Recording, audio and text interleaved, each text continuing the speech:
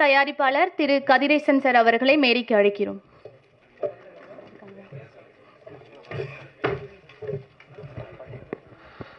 அனைவருக்கும் காலை வணக்கம். 2026-29 தேர்தலில் எடிட்டர் யூனியனில் வெற்றி பெற்ற தலைவர் மற்றும் நிர்வாகிகள் மற்றும் செயற்குழு உறுப்பினர்கள் அனைவருக்கும் மற்றும் விருதுகளை பெற்ற எடிட்டர்கள் அனைவர்களுக்கும் இந்த நேரத்தில் நான் வணக்கத்தை தெரிவித்துக் கொள்கிறேன். கோபி சொன்னார், ஒரு சங்கத்தை நடத்தும் போது எவ்வளோ பிரச்சனை இருக்குது அப்படின்னு சொன்னார். 2வது டைம் தான் வந்திருக்காரு. 2வது டைமுக்கே வந்து அவ்வளோ டயர்டாக இருக்காரு அப்படின்னா, ஸோ பல சங்கத்தை நடத்தக்கூடியவங்க எவ்வளோ போராடி வந்திருப்பாங்க. இது வந்து எப்படின்னா, ஒரு எப்போவுமே எல்லா சங்கத்திலும் நீங்கள் சொன்ன மாதிரி ஒரு 5 பேர் 10 பேர் வந்து அந்த சங்கத்தை பேரை கெடுக்கிறதுக்குன்னு சில பேர் இருக்கிறாங்க. அவங்களுக்கு வேலையே கிடையாது. காலை எந்திரிச்ச உடனே அந்த வாட்ஸ்அப் வந்தாலும் வந்துச்சு பார்த்தீங்க அப்படின்னா, டக்குன்னு போட வேண்டியது, ஒரு ரெக்கார்ட் பண்ண வேண்டியது, ஆனால் போட வேண்டியது, திட்ட வேண்டியது. இது என்னென்னா, நம்ம நல்லா சங்கத்தை நடத்தணும்னு நினைக்கக்கூடியவங்களை கூட மைண்ட் டைவெர்ட் பண்ணுறதுக்காக அவங்க செய்யக்கூடிய வேலை. ஸோ இதை நம்ம பொருட்படுத்த வேணாம். ஏன்னா நம்ம எல்லாரையுமே சினிமாவை பாதுகாக்கக்கூடிய பொறுப்பு எல்லாருக்குமே இருக்குது. இப்போ ஒரு கேமராமேனாக இருக்கட்டும், ஒரு எடிட்டராக இருக்கட்டும், ஒரு ஐஏஎஸ்ஸுக்கும் ஒரு ஐபிஎஸ்ஸுக்கும் கிடைக்கக்கூடிய மரியாதை, பெயர், புகழ் வந்து பார்த்திங்கன்னா அவங்களுக்கு கிடைக்கிது. ஒரு கூகுளில் போயிட்டு இந்த படத்தோட எடிட்டர் இவர் அப்படின்னு போட்டிங்கன்னா டக்குன்னு தெரியும். இந்த கேமராமேனோட பேரை வந்து போட்டு கிடைக்கும். ஸோ இது யாருக்கு கிடைக்கிது? ஒரு ஐஏஎஸ் ஐபிஎஸோட ரேஞ்சில் தான் நீங்கள் சர்ச் பண்ணி பார்த்தீங்கன்னா கிடைக்கும். ஸோ அப்போ ஏற்பட்ட பெயரையும் புகழையும் கொடுக்கக்கூடியது அந்த சினிமா. அப்போ அந்த சினிமாவை காப்பாற்றுறதுக்கு வந்து நம்ம எல்லாருமே இருக்கணும். உங்களுக்கு வந்துட்டு எல்லாருமே பொறுப்பாக இருக்கணும். இப்போ தமிழில் பார்த்தீங்கன்னா வருஷத்துக்கு 200 சில்லற படங்கள் ரெடி ஆகுது. தெலுங்கில் அதே பார்த்தீங்கன்னா 200 சில்லற படங்கள் ரெடி ஆகுது. ஹிந்திலையும் 200 சில்லற படம் ரெடி ஆகுது. மலையாளத்தில் 100 சில்லற படங்கள், கன்னடத்தில் 100 படங்கள், பெங்காலி, ஒரிசா ஓவராலாக பார்த்தீங்கன்னா வருஷத்துக்கு 850 படங்கள் வந்து ஃபார் இயர் வந்து இந்தியா ஃபுல்லாக ப்ரொடக்ஷன் ஆகுது. பட் இதில் ஓடிடி சாட்டுக்கு தேவையான படங்கள்ங்கிறது அதிகபட்சம் பார்த்தீங்கன்னா ஒரு 250லேருந்து 300 படங்கள் தான் தேவைகளாகவே இருக்குது. ஸோ மிச்ச படங்கள் அவங்களுக்கு தேவை கிடையாது. என்ன ரீசன் அப்படின்னா, நான் நேற்று கூட பேராசாரமாக பேசினேன். ஒரு 5 கோடி வாங்கக்கூடிய ஹீரோவுக்கு நம்ம என்ன பண்ணோம், 25 கோடி ரூபாய்னு போய் வச்சிட்டோம். ஒரு 10 கோடி ரூபாய்க்கு வாங்கக்கூடிய ஹீரோவுக்கு ஒரு 50 கோடி ரூபாய்னு பண்ணி வச்சிட்டோம். ஸோ ஓடிடிக்கு வந்து ஒரு கார்பரேட் கம்பெனி ஒரு வருஷத்துக்கு ஒரு 500 கோடி இன்வெஸ்ட் பண்ணாங்கன்னா அவங்களுக்கு ஒரு பிரேக் அவுண்ட் இருக்கணும், இல்லை ஒரு ப்ராஃபிட் இருக்கணும். ஸோ லாஸுக்கு அவங்க பண்ண மாட்டாங்க. நம்ம என்ன பண்ணிட்டோம், ஒரு 10 கோடி விற்கக்கூடிய ஒரு ஓடிடி சேட்டலைட் படத்தை வந்து 40 கோடி 50 கோடி போட்டு விற்று. ஸோ இப்போ அந்த கம்பெனிக்காரங்க எல்லாமே என்ன பண்ணிட்டாங்க, டோட்டலாக ரிவர்ஸ் ஆகிட்டாங்க. இன்றைக்கி இந்தியாவில் இருக்கக்கூடிய படங்கள் 60% படங்கள் வந்து ஓடிடி சேட்டலைட் யாரும் வாங்குறது கிடையாது. ஆல்மோஸ்ட் முடிஞ்ச படங்களுக்கு சொல்கிறேன். முடிஞ்ச படங்களுக்கு விலையும் வந்து ரொம்ப கட்டாக பண்ணி கேட்குறாங்க. ஸோ மிச்சம் வருஷம் இப்போ சொன்னால் தமிழில் 200 படம் ரெடியானு வச்சுங்களேன். அதில் ஆல்மோஸ்ட் 150 படம் வந்து சின்ன படம் தான். ஏ கேட்டகரி பி கேட்டகரின்னு பார்த்தீங்கன்னா அது ஒரு 50 படம் இருக்கும். மிச்சம் 10 கோடி கீழே இருக்கக்கூடிய படங்கள் பார்த்தீங்கன்னா 150 படங்கள் சின்ன படங்கள் தான். இந்த 200 படங்கள் எவ்வளோ வெற்றி ஆகுது, ஒரு 10லேருந்து 15% வெற்றி ஆகுது. ஸோ 10% படம் வந்து பிரேக்கன் ஆகுது. மிச்சம் ஓவராலாக பார்த்தீங்கன்னா 70% படங்கள் வந்து ஒன்று லாஸ் ஆகுது, இதாகுது. ஆனால் இதையும் தாண்டி எப்படி வந்து ஒரு டெக்னீஷியனாக வந்தால் ஜெயிக்கணும்னு நினைக்கிற மாதிரி தான் தயாரிப்பாளரும் இந்த படத்தில் ஜெயிச்சிட மாட்டோமா, அடுத்த படத்தில் ஜெயிச்சிட மாட்டோமா அப்படி தான் போராடி பண்ணிக்கிட்டு இருக்காங்க. அதே மாதிரி ஒரு தயாரிப்பாளர் ஜெயிச்சிட்டாருன்னா அவர் கொண்டு போய் ப்ராப்பர்ட்டியில் வாங்க மாட்டார். நடிகரோட ப்ராப்பர்ட்டி வாங்குவாங்க. ஆனால் அந்த பிடிச்ச என்ன பண்ண அடுத்து இமீடியட் ஒரு 3 படம் பூஜை போடுவார். திரும்ப ஒரு தொழில் தான் பண்ணுவார்.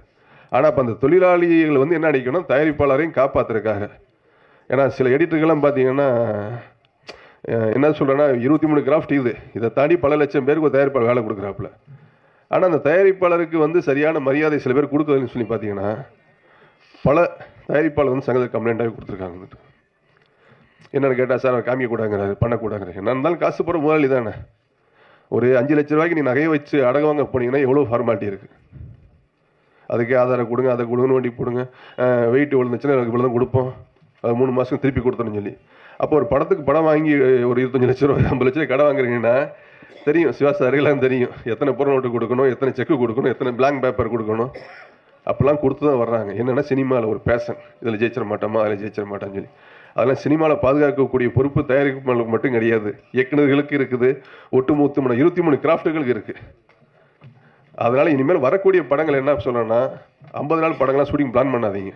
குறைஞ்சபட்சம் சின்ன படங்கள் ஒரு 30 நாள் 30 நாள் பிளான் ப்ரீ ஒர்க்ஸ் பண்ணிக்கோங்க, கண்டென்ட் பேஸ் பண்ணுங்கள். ஸோ இப்போ ஒரு வருஷ காலமாக பார்த்தீங்க அப்படின்னா தமிழ் சினிமாவில் வந்து ட்ரெண்டு மாதிரி ஒரு கண்டென்ட் பேஸ் கதை பேஸாக வந்துக்கிட்டு இருக்கு. கதாநாயகர்கள்ங்கிற மாதிரி வந்து கதையாக வந்துகிட்டு இருக்கு உங்களுக்கு. இப்போ கேரளாவில் வந்து பார்த்தீங்கன்னா அதே மாதிரி பண்ணிக்கிட்டு இருக்காங்க. கேரளா அதே மாதிரி ஒரே ஷெட்யூல் போகிறாங்க, பிளான் பண்ணி முடிச்சுறாங்க உங்களுக்கு வந்து. இனிமேல் எல்லாருமே பார்த்தீங்கன்னா நான் கூட சொல்கிறேன், இனிமேல் பெரிய படம் எடுக்க மாட்டேன்.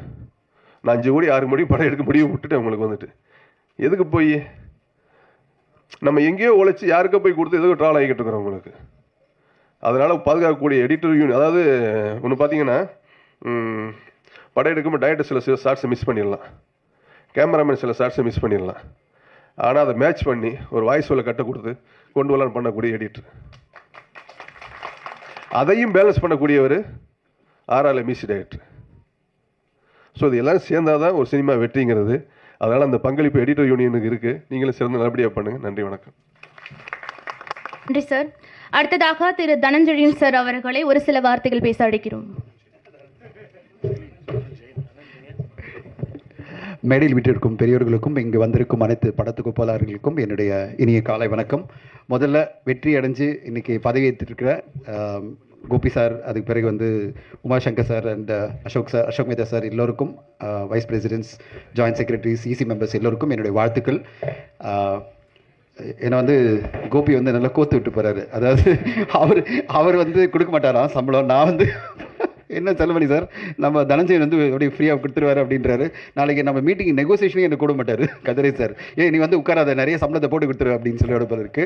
கோபி, அதை நம்ம குவைட்டாக நமக்குள்ளே பேசிக்கலாம், எவ்வளோ மினிமம் சம்பளம் நம்ம என்ஷூர் பண்ணி ஆகணும் எடிட்டர்ஸ்க்கெல்லாம் அப்படின்னு சொல்லிட்டு. என்னை பொறுத்தவரையும் ஒரு திரைப்படம் பல பேர் சொன்னது தான், ஒரு திரைப்படம் ஷூட்டிங் ஸ்பாட்டில் மட்டும் உருவாகலை, எடிட்டிங் ஸ்பாட்டில் தான் உருவாகுது. எடிட்டிங்கில் தான் எடிட்டர்ஸ் தான் ஒரு திரைப்படத்தை கொடுக்குறீங்க. என்னை பொறுத்தவரைக்கும் நான் வந்து 3 பேர்கிட்ட தான் ட்ராவல் பண்ணிகிட்டே இருப்பேன். நான் ஒரு தயாரிப்பாளராக அங்கே வந்து ஒரு ப்ரொடக்ஷன் மேனேஜர், என்னுடைய ப்ரொடக்ஷனை கண்ட்ரோல் பண்ணுறதுக்கு, எப்படி காஸ்ட்டை கண்ட்ரோல் பண்ணுறதுக்கு டைரக்டர், எடிட்டர்கிட்ட தான் உட்காந்துட்டே இருப்பேன். தொடர்ந்து எடிட்டர் வந்து எப்படி எனக்கு படத்தை கொண்டு வந்து கொடுக்குறாரு, என்ன கதை நம்ம கேட்டோமோ அந்த கதை மாதிரி டைரக்டர் எடுத்துகிட்டு இருக்காரா. ஏன்னா டைரக்டர் வந்து சினிமாட்டோகிராஃபர் வந்து டைரக்டர் சொன்ன மாதிரி எடுத்து தரப்போறாரு. ஆனால் ரியலாக ஒரு எடிட்டர் வந்து எனக்கு ஃபீட்பேக் கொடுத்துட்டே இருப்பார். என்னோட எல்லா எடிட்டர்ஸும் எனக்கு வந்து ஃபோன் பண்ணி சொல்லிட்டே இருப்பாங்க. எவ்ரிடே எனக்கு வந்து இப்போ லவ்னு ஒரு படத்தை நாங்கள் பண்ணிட்டு இருக்கோம். அந்த படம் முடியும் போது எவ்ரிடே எனக்கு ஸ்ரீகாந்த் சார் வந்து நைட்டு கால் பண்ணுவார், 11 மணிக்கு கால் பண்ணுவார். சார் ஃபுட் ரஷ் வந்துடுச்சு, நான் பார்த்தேன், நல்லா வந்துட்டு இருக்கு. அதுதான் எனக்கு ஒரு நிம்மதியாக இருக்கும். சரி, நல்ல படம் வந்துட்டு இருக்கு, நல்லா எடுத்துட்டு இருக்காங்க அப்படின்னு. ஒரு எடிட்டருடைய ரெஸ்பான்சிபிலிட்டி அவ்வளோ பெருசாக இருக்கு. அவர் இல்லைன்னா சரி படமே கிடையாது. அப்படிப்பட்ட ஒரு முக்கியமான பதவியில், முக்கியமான பொறுப்பில் நீங்கள்லாம் இருக்கீங்க. என்னை பொறுத்தவரையும் சம்பளங்கள் வரும்போது you all deserve the best. Actually பார்த்தீங்கன்னா டைரக்டர், மியூசிக் டைரக்டர், சினிமாட்டோகிராஃபருக்கு ஒரு பெஸ்ட்டான சேலரி எல்லோருக்குமே வந்து எடிட்டருக்கு கண்டிப்பாக கொடுக்கணும். ஆனால் படத்தை வந்து இவ்வளோ ரஷஸ் வந்து அந்த ரஷஸ் எல்லாம் தலைமையில் எடுத்துக்கிட்டு அதை கரெக்டாக அசம்பிள் பண்ணி ஒரு சிறப்பான படைப்பாக உருவாக்கி ஒரு தயாரிப்பாளருக்கு காமிக்கும் போது ரஃப் மியூசிக் எல்லாம் போட்டு அந்த ஒரு படைப்பு எப்படி வந்து ஒரு டைரக்டர் விரும்பினாரோ அந்த மாதிரி படத்தை காமிக்கிறது நீங்கள் தான். ஒரு நம்பிக்கையை கொடுக்குறதே, ஒரு தயாரிப்பாளருக்கு நம்பிக்கை கொடுக்குறதே படத்தொகுப்பாளர் தான். அப்படிப்பட்ட ஒரு பொறுப்பில் இருக்கிற நீங்கள் யூ டிசர்வ் த பெஸ்ட். நீங்கள் வந்து என்றைக்குமே இதே மாதிரி இன்னும் சிறப்பாக பணியாற்றிட்டே இருக்கணும். ஒரு திரைப்படம் வெற்றி அடையத்துக்கு நீங்கள் உதவி பண்ணணும். இந்த நேரத்தில் 2 விஷயத்தை நான் சொல்ல விரும்புகிறேன். படத்தொகுப்பாளர் அனைவருக்கும் ஒரே கோரிக்கை என்னென்னா, படம் நீங்கள் சைன் பண்ணும்போது ஸ்பாட் எடிட் இல்லாமல் படத்தை நீங்கள் அக்செப்ட் பண்ணிக்காதீங்கன்னு உங்களை ரிக்வெஸ்ட் பண்ணுறேன். ஏன்னா இன்றைக்கி நிறைய பேட்ச் ஒர்க் வரதுக்கு காரணமே வந்து ஸ்பாட் எடிட் இல்லாமல் அங்கே அவங்க எடுத்துகிட்டு டைரக்ட் எடுத்துகிட்டு வந்த பிறகு எடிட்டில் பார்த்துட்டு இது இல்லை, அந்த ஷாட் இல்லை, இந்த ஷாட் இல்லைன்னு வருது. இன்றைக்கி நிறைய படங்களுக்கு ஸ்பாட் எடிட் நடந்துட்டுருக்கு. ஆனால் அதை கம்பல்சரி பண்ணுங்கன்னு உங்களை எல்லாரும் நான் வந்து கேட்டுக்கிறேன். நீங்கள் வந்து ரிக்வெஸ்ட் பண்ணுங்கள், சார் என்ன சார் ஒரு ஸ்பாட் எடிட்டருக்கு வந்து 2500 ரூபாய் நீங்கள் வந்து பாட்டா கொடுக்க போகிறீங்க, அவர் அங்கே வரப்போகிறாரு, அதுக்கான காஸ்ட் ரொம்ப கம்மி. ஆனால் அந்த ஸ்பாட்லேயே இருந்துக்கிட்டு நீங்கள் வந்து கண்டிப்பாக பெரிய லெவலில் வேல்யூ எடிஷன் பண்ண முடியும் உங்கள் அசிஸ்டன்ட் மூலமாக. ஒரு ஃபுட்டேஜும் பார்த்து கரெக்டாக என்ன அந்த சீனில் என்ன எடுக்கணுமோ அதை எடுத்து முடிச்சிருங்க. அதை வந்து பெண்டிங் வைக்க வேணாம், ஷார்ட்ஸ் பெண்டிங் வைக்க வேணாம். இன்றைக்கி நிறைய திரைப்படங்கள் இருக்கிற பிரச்சனையே பார்த்தீங்கன்னா பேட்ச் ஒர்க்குன்னு 10 நாள் 5 நாள் அப்படின்னு திருப்பி காஸ்ட் வரது தான். அதுக்கு காரணமே வந்து இந்த ஸ்பாட் எடிட் இல்லாமல் டைரக்டருடைய கான்ஃபிடன்ஸில் ஒரு படம் பண்ணும்போது என்ன ஆகுதுன்னா, எடிட்டர் இல்லாமல் அந்த இடத்துல சினிமாட்டோகிராஃபர் டைரக்டர் சொன்னதை பண்ணி கொடுத்துட்றாங்க. ஃபைனலாக வரும்போது இவ்வளோ பேட்ச் இருக்குது, பேட்ச் ஒர்க் இத்தனை நாள் பண்ண வேண்டியிருக்குன்னு நிறைய பேர் கிண்டல் பண்ணிகிட்டே இருக்காங்க. பேட்ச் ஒர்க்குன்னு 10 நாள் பண்ணுறாங்க, 5 நாள் பண்ணுறாங்கன்னு. அது நடைபெறாமல் இருக்கணும் அப்படின்னா கண்டிப்பாக நீங்களாம் அதை வந்து ஒரு ரிக்வெஸ்ட்டாக முதல்ல சைன் பண்ணும்போதே சொல்லிடுங்க, சார் ஸ்பாட் எடிட்டோட தான் நான் பண்ணுவேன் அப்படின்னு சொல்லிட்டு. இப்போ நாங்கள் இந்த படத்தை எடுத்து முடிச்சிருக்கோம், நம்ப மாட்டீங்க, ஒரு பேட்ச் ஒர்க்கும் இல்லை, கம்ப்ளீட்டாக வந்து ஸ்பாட் எடிட்டோட ஸ்ரீகாந்த் சார் எவ்ரிடே சொல்லிகிட்டே இருந்தார். அந்த டைரக்டருக்கு வந்து கிளியராக தெரியும் என்ன எடுத்து முடிக்கணும்னு சொல்லிட்டு. 42 நாளில் படத்தை எடுத்து முடிக்கிறோம், ஸ்பாட் எடிட்டில் எல்லாம் பண்ணி படமாக ஃபைனலாக காமிக்கிறாரு. காமிச்ச உடனே ஒன்றுமே பேட்ச் ஒர்க்கே இல்லை. நான் கேட்டேன், இல்லை சார் பர்ஃபெக்டாக வந்துருச்சு, எல்லாமே கரெக்டாக எடுத்து கொடுத்துட்டாங்க அப்படின்னு. ஒரு சின்ன படத்துக்கு இதெல்லாம் மிகப்பெரிய சப்போர்ட். நீங்கள் பேட்ச் ஒர்க்குன்னு இன்னும் 3 நாள் கேட்டிங்கன்னா அதுக்கு ஒரு 4 லட்ச ரூபா செலவு பண்ணுன்றது பெரிய சிக்கல். ஏன்னா பேட்ச் ஒர்க்குன்னா அவ்வளோ சிம்பிள் இல்லை. கேமரா வேணும், யூனிட் வேணும், ஆர்ட் டைரக்டர் வேணும், எல்லாரும் வேணும், அப்புறம் ஆர்டிஸ்ட் வரணும், அவங்களுடைய அசிஸ்டன்ட் சம்பளம் கொடுக்கணும், ட்ராவல் கொடுக்கணும், அப்புறம் ஃபுட்டு கொடுக்கணும்னு வரும்போது பேட்ச் ஒர்க்கே பெரிய காஸ்ட் ஆகிடும். ஸோ அப்படிப்பட்ட விஷயங்களை தவிர்க்கணும்னா நீங்கள் கண்டிப்பாக ஸ்பாட் எடிட்டில் நீங்கள் வந்து ஃபோக்கஸ் பண்ணுங்கன்னு உங்களை ரிக்வெஸ்ட் பண்ணுறேன்.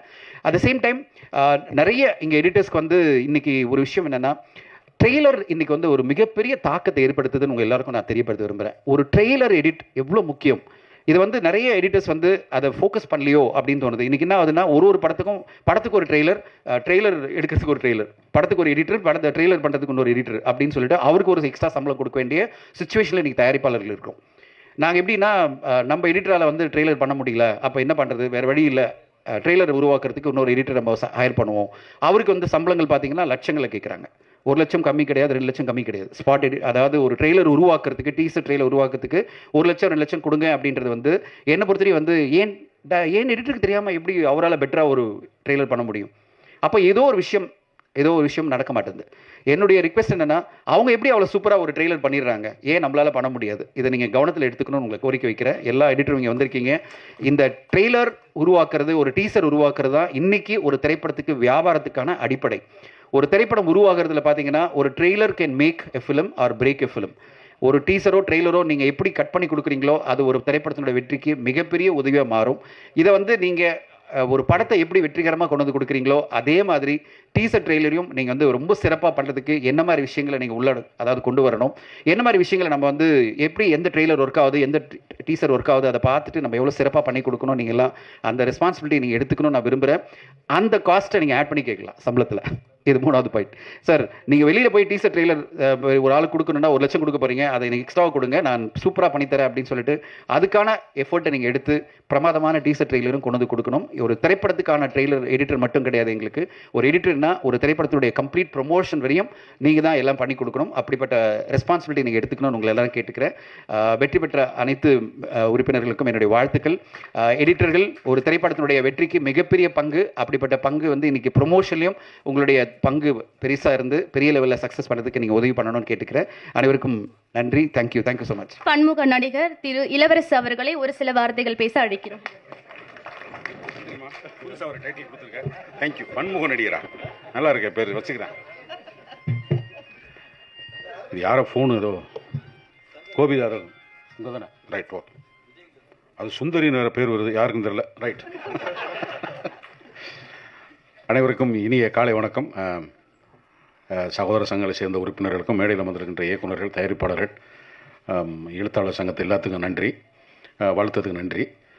ஒரு ஷாட்டு இப்போ தான் ஒரு க்ளோஸில் ஒரு ஷாட்டு கட் பண்ணி இப்போ தான் கோபி வந்தார், பிரணீப்பை வந்தாருன்னு சொல்லி பார்த்தா அடுத்த ஷாட்லேயே வேற ஆள் மாதிரி நிற்கிற மாதிரி 2 வருஷம் ஆகிப்போச்சு.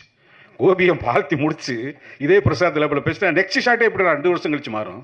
அவ்வளோ குயிக்காக காலம் போயிருக்கு. ஸோ வெற்றி பெற்ற அனைவருக்கும் என்னுடைய மனமார்ந்த வாழ்த்துக்கள். ஒரு சங்கத்தினுடைய வரலாறை பற்றி மிகவும் வந்து ரொம்ப குறிப்பிட்ட சில சங்கங்களில் தான் இந்த மாதிரி உறுப்பினர்கள் 54 வருட யூனியனில் 50 வருஷமாக மெம்பராக இருக்கிற ஒருத்தர் இங்கே செக்ரட்டரியாக இருக்கிறதுன்றது ரொம்ப ரொம்ப ஒரு பெரிய விஷயம். சார், இந்த 100 வருஷம் இருக்கும்போதும் நீங்கள் பொறுப்பில் இருக்கணும் சார். நீங்கள் இருக்கிறது ஒரு கிஃப்ட் உமாசங்கர் சார். என்னுடைய மனமார்ந்த வாழ்த்துக்கள் சார். உங்களுக்கு உங்களுடைய ஆசீர்வாதங்கள் வருகிற தலைமுறைக்கு இருக்கணும். நிறையா யங்ஸ்டர்ஸ் வந்து உள்ளார வந்திருக்கீங்க. ரொம்ப ரொம்ப வரவேற்க வேண்டிய விஷயம். செல்லுமணி சார் அமெரிக்கா போயிருக்காரு. அவர் வாட்டில் ஜாலியாக இருந்துட்டு வரட்டும். இந்த ஊரில் வேறு குண்டு போட ஆரம்பிச்சிட்டாங்க, அதனால் விமானம் வராது. அவர் அந்த பக்கம் நல்லா இருப்பார் பார்த்தா அவ்வளவு டயர்டாக வந்து இறங்கியிருக்காரு. ஆனால் சாமிநாத சார் ஃப்ரெஷ்ஷாக இருக்கார். எனக்கு அது புரியல. சரி, நான் 2-3 பேசலாம் இல்லைப்பா. ஒரு மனுஷன் இங்கேருந்து போய் அப்பான்னு தூங்கி, அது 24 மணி நேரம் அந்த பக்கம் வேறு மாதிரி இருக்கிறனால அந்த ஜெட்லாக்லேயே வாழ்க்கை போயிருன்னு பார்த்தா வந்தோடனே ஒழுங்க விடலை. கோபி வந்து ரொம்ப அழகாக சொன்னார், ஜென் மனநிலைக்கு போயிட்டாருன்னு. இது யூனியன் வந்து இப்படியெல்லாம் சேர்ந்து தான் நடந்து தான் போக வேண்டியிருக்கு. கதிரேசன் சார் சொன்னதில் இருக்கிற அத்தனை லாஜிக்கும். தனசேன் சார், லைவ் ஷெட்யூல் கேட்டாக்க எடிட்டரை மாற்றிடுறாங்க சார், கேமராமேனை மாற்றிடுறாங்க சார். உங்களை மாதிரி விவரமாக ஒரு ப்ரொடக்ஷனை எப்படி திட்டம்னு நினைக்கிற தயாரிப்பாளர் இருந்தால் சினிமாவில் பிரச்சனையே இல்லை சார். இதுதான் என்னோட புரிதல் சார். இவ்வளோ தூரம் டீட்டெயிலாக இப்போ கதிரேசன் சார் பேசும்போது வியாபாரம் சம்மந்தப்பட்டதாகவும் நீங்கள் பேசுறது டெக்னிக்கலாக இருந்துச்சு. இது போதும் சார். இதுதானே நமக்கு சினிமாவுக்கு தேவை. இந்த அவேர்னஸ் வந்து உங்களுக்கு இருந்தால் அதை ஒத்துழைக்காமல் நாங்கள் எங்கே போய் வரங்கன்னா புளியங்காயை பிடிக்க போகிறோம். நாங்கள் எல்லாரும் சினிமாவில் வேலை வாய்ப்பை எதிர்நோக்கி இருக்கிறவங்க தான் நாங்கள். கேமராமேன் ஆகட்டும், எடிட்டர் ஆகட்டும், மியூசிக் டைரக்டர் ஆகட்டும், ரைட்டர் ஆகட்டும், நடிகன் ஆகட்டும், எந்த ப்ரொடியூசர் நல்லா இருந்தால் தான் நமக்கு இன்றைக்கி செய்கிற வேலை தான் நமக்கு இன்னொரு வாய்ப்பை வாங்கி கொடுக்கணும்னு நினைக்கிறவங்க தான் நம்ம எல்லோரும் இருக்கிறோம். ஸோ உங்களுக்கு வந்தால் தான் எங்களுக்கு வரும். இதில் வந்து எந்த முரணும் இல்லை. தனிப்பட்ட முறையில் வந்துட்டு போகிறதெல்லாம் தாண்டி ஒரு அமைப்பை இந்த 24 யூனியனையும் சேர்த்து கொண்டு போக 23 சேர்த்து கொண்டு போகக்கூடிய ஒரு பக்குவமான ஒரு செல்வமணிங்கிற ஒரு மனிதன் வந்து தன்னலம் இல்லாமல் ஒரு ஆள் வேலை செய்கிறாரு. ஸோ இன்றைய சூழலில் நமக்கு நிறைய விஷயங்களை வந்து உட்காந்து பேசி சரி பண்ண முடியும். எடிட்டர் யூனியனில் எனக்கு இருக்கிற ஒரு வேண்டுகோள்னா, டெக்னிக்கல் ஒர்க் ஷாப் வந்து ஒருங்கிணைக்கிறதுக்கு அப்கமிங் ஜென்ரேஷனோட ஒரு டெக்னிக்கல் ஒர்க் ஷாப் நாங்கள் கேமராமேன் யூனியனில் பண்ணிக்கிட்டு இருக்கோம். அதை நாங்கள் எவ்ரி 3 months எப்படியாவது ஒரு புது ப்ராடக்ட் வரும்போது நாங்கள் அதை பண்ணிக்கிட்டே இருக்கோம். ஒவ்வொருத்தரையும் அடுத்தடுத்த தலைமுறையில் கூப்பிட்றோம், சீனியர் கேமராமேன்களை கூப்பிட்றோம், ஒரு டெக்னிக்கல் ஒர்க் ஷாப் பண்ணுறோம்.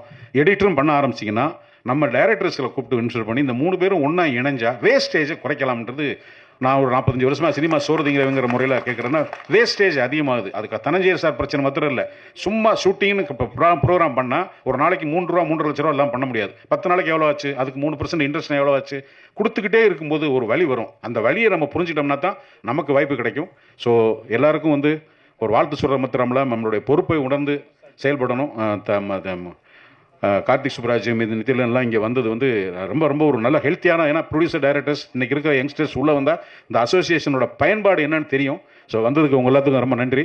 சிவா சார் பாருங்கள், நம்மளோட ரொம்ப சின்ன பையன் வெள்ளை தலையோட வந்திருக்காரு. நம்ம 2 பேரும் ஒரே இடத்துல கரு பூசணும், ரொம்ப தப்பாக இருக்கு. நன்றி, வணக்கம்.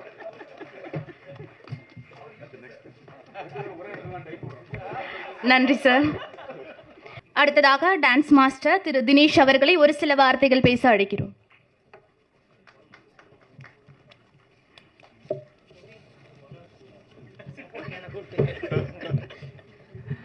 எல்லாருக்கும் வணக்கம். இங்கே வந்திருக்க எல்லாருக்கும் வணக்கம். என்னையும் கோபியையும் பார்த்தா கொஞ்சம் என்ன சொல்லுவாங்க, முதல்ல எல்லாருக்கும் வணக்கம் சொல்லிடுறேன். செல்வமணி சாருக்கு வணக்கம். எல்லாருக்கும் வணக்கம் சார். எல்லாருக்கும் வணக்கம் சார். வணக்கம் சார். ஒன்றும் இல்லைன்னா ஒன்றும் தான் இல்லை. கோபி என்னை மாட்டி விட்டார். ஆனால் கோபி என்னை வந்து கேட்டார், என்ன மாஸ்டர் நம்மலாம் ஒதுக்கிடுவோம், நமக்கு எதுக்கு, நம்ம வேலையை பார்ப்போம்னாரு. அப்படி சொன்ன கோபி திடீர்னு, இல்லை மாஸ்டர் என்ன பண்ணலாம், இல்லை கோபி நம்மளை அசிங்கப்படுத்தியெல்லாம் அனுப்பக்கூடாது கோபி, அதனால் நீங்கள் நில்லுங்க கோபின்னு நான் சொன்னேன். கோபி சொன்னேன்ல. ஆனால் கோபி இவ்வளோ ஃபீல் பண்ணி நான் பார்த்ததில்லை. ஏன்னா எல்லோரும் உள்ளே வரும்போது ஏதோ ஒன்று செய்யலான்னு தான் வரோம். ஆனால் ஒன்று மட்டும் கோபி நான் தெரிஞ்சுக்கிட்டது, நல்லது மட்டும் செய்யவே கூடாது கோபி. நான் தெரிஞ்சது என்னென்னா, யாருமே சங்கத்தில் ஜெயிச்சு வந்தீங்கன்னா நல்லது செய்யாதீங்க. நல்லது செய்யலைன்னா உங்கள் ஆப்போனன்ட் டீம் எல்லாம், அதாவது யூனியனுக்கு ஒரு 4 பேர் இருப்பாங்கள்ல, அவங்களாம் ஒன்றா இருப்பாங்க, ஜாலியாக இருக்கலாம். ஆனால் நீங்கள் நல்லது செய்தீங்கன்னா முடிஞ்சு போச்சு, அவ்வளோதான். அதனால் நான் சொல்கிறது என்னென்னா, நல்லது செய்யாதீங்க யாருமே. யூனியனுக்கு வந்தால் தலைவராக இருந்துட்டு ஒரு 2 வருஷம் 3 வருஷம் ஜாலியாக இருந்துட்டு அப்படியே கிளம்பிடலான்னு நான் நினச்சேன். ஆனால் என்னையும் வச்சு செஞ்சுட்டாங்க. ஆனால் அப்புறம் தான் என்ன ஒரு டேரக்டர் கூட கேட்டார், சுந்தர்சி சார் கேட்டார், என்ன மாஸ்டர் உங்கள் யூனியனில் ஒரே பிரச்சனை அப்படின்னு. ஆமாம் சார், ஒன்றுமே எனக்கு புரியலை. ஏன் ஏதாவது நல்லது பண்ணிங்களான்னாரு. ஆமாம் சார், கொஞ்சம் நிறைய பண்ணேன். அப்போ அதுதான் பிரச்சனைன்னாரு.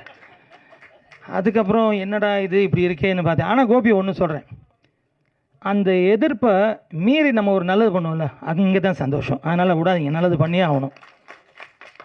விடாதீங்க, அந்த நல்லதை பண்ணியே ஆகணும். ஏன்னா இல்லைன்னா நம்ம எல்லாம் வந்ததுக்காக அர்த்தம் இல்லை. அதனால் அதை செய்யணும். அது மாதிரி கோபி ரொம்ப ஃபீல் ஆகிட்டார் நடுவில். எனக்கு கோபி ரொம்ப நல்ல பழக்கம். ஏன்னா குப்பை கதையிலேருந்து அதுக்கு முன்னாடி தான் எனக்கு பழக்கம். குப்பை கதையெல்லாம் எடிட் பண்ணது கோபி தான். ஸோ கோபி எனக்கு அவ்வளோ நல்ல பழக்கம். 2 பேரும் அப்பப்போ எங்கேயாவது ஆஃபீஸில் உட்காந்து கொஞ்சம் டிஸ்கஸ் பண்ணுவோம், என்ன மாஸ்டர் நல்லது பண்ணலாமா, இது செய்யலாமா, அது செய்யலாமான்னு.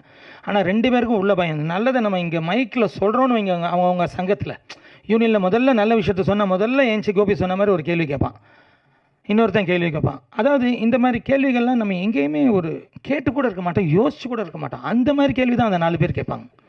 ஏன்னா பதிலும் இப்படியெல்லாம் யோசிக்கிறாங்களேன்னு யோசிப்போம் நம்ம. அப்போ தான் எங்களுக்கே புரியாது, ஏன்னா இப்படி ஒரு கேள்வி கேட்குறேன், நம்மளாலே பதில் சொல்ல தெரியலையே, முடியலையே. ஆனால் அந்த கேள்வியை கேட்டால் அவனுக்குமே பதில் தெரியாது. அந்த கேள்வியை நீங்கள் திருப்பி நீ சொல்கிறான்னா அவனுக்கும் தெரியாது. ஆனால் அங்கே கேள்வி கேட்க மட்டும் தான் தெரியும். என்ன கோபி கரெக்டாக? இந்த மாதிரி நிறைய அவஸ்தைப்பட்டோம். ஆனால் நான் அடித்தேன், ஃபைட் ஆக்ஷன் தான் சொன்னார். ஆனால் அது அப்படி ஒன்றும் இல்லை. ஏன்னா இங்கே நிறைய பேர் நான் சினிமாவில் பழகியிருக்கேன், இருந்திருக்கேன், வந்திருக்கேன். பட் அப்படியெல்லாம் ஒன்றும் நடக்கலை. ஆனால் எனக்கே ஆச்சரியம், இப்படியெல்லாம் சினிமாவில் போய் சொல்லி ஒருத்தரை காலி பண்ணி அனுப்புவாங்களான்றது தான் எனக்கு வருத்தம். சரி, அதாவது ஒருத்தரை காலி பண்ணணுன்னா எந்த எக்ஸ்ட்ரீம் வேணாலும் போகிறாங்களே, அது எப்படி ஆச்சரியமாக இருக்கே, ரொம்ப வியந்துட்டேன். பட் எனக்கு என்னென்னா, என்னை மீடியாக்கெல்லாம் போய் காலி பண்ணிட்டாங்க, என்னென்னவோ காலி பண்ணிட்டாங்க. ஆனால் எனக்கு ஆச்சரியம். ஆனால் எனக்கு ஆச்சரியம், பெரிய ஆச்சரியம், ஒரே ஒருத்தரை பார்த்து தான் எனக்கு பெரிய ஆச்சரியம். அப்பப்போ நான் அவரை போய் கேட்பேன், சார் என்ன சார் இது இப்படி பண்ணுறான்லே, டேய் நீ ஏன்டா கோவப்படுற? இல்லை சார் எனக்கு ரொம்ப கோவம் வருது சார். எனக்கு கோவமே வராது சார், ஆனால் கோவம் வருது சார். ஏய் ஏன்டா நீ இதெல்லாம் யோசிக்கிற? என்ன நினச்சி பாடுறா? ஏன்டா என்ன திட்டாதவங்களா, என்ன பண்ணாதவங்களா? அது யார் தெரியுமா? செல்லுமணி சார் தான். என்னை திட்டாதவங்களா சொல்லு, என்ன எடுத்துக்கடா அப்படிம்பாரு. அப்புறம் தான் அவரை முழு ரோல் மாடலாக நான் எடுத்துக்கிட்டேன். Sir thank you sir. இப்போ தெரியுது அந்த 25,000 பேரை நீங்கள் எப்படி வச்சு சமாளிக்கிறீங்கன்னு. ஸோ வேறு ஒன்றும் சொல்கிறதுக்கு இல்லை, சொன்னால் நிறைய சொல்லணும், டைம் இல்லை. இப்போ மிக்சர்லாம் இன்றைக்கி சண்டேன்னு தெரிஞ்சு கோபி மிக்சர்லாம் கொடுத்துட்டாப்புல. Thank you so much. தேங்க்யூ. நன்றி சார். கார்த்திக் சுப்ராஜ் அவர்களை ஒரு சில வார்த்தைகள் பேச அழைக்கிறோம்.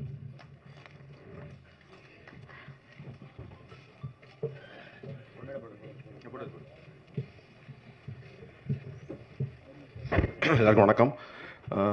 நைட்டு செல்லுமணி சார் ஃபோன் பண்ணி நாளைக்கு ஒரு ஃபங்க்ஷன் இருக்குது வா அப்படின்னாரு. சரி சார் வரேன் சார் வந்தேன். எனக்கு ஆக்சுவலி என்ன ஃபங்க்ஷனே ஃபஸ்ட்டு உள்ள நடந்து அவார்டு, அதாவது இந்த மாநில விருது ஸ்டேட் அவார்டு வாங்கின எடிட்டர்ஸ் அவங்களுக்குலாம் வந்து நீங்கள் ஒரு மரியாதை செய்யணுன்னாங்க. சரி ஓகேன்னு வந்தேன். உள்ளே வந்து பார்த்தா ஸ்டேஜில் எவ்வளோ பேர் இருந்தாங்க, ஏதோ பேசுகிறாங்க, எனக்கு ஒன்றும் புரியல.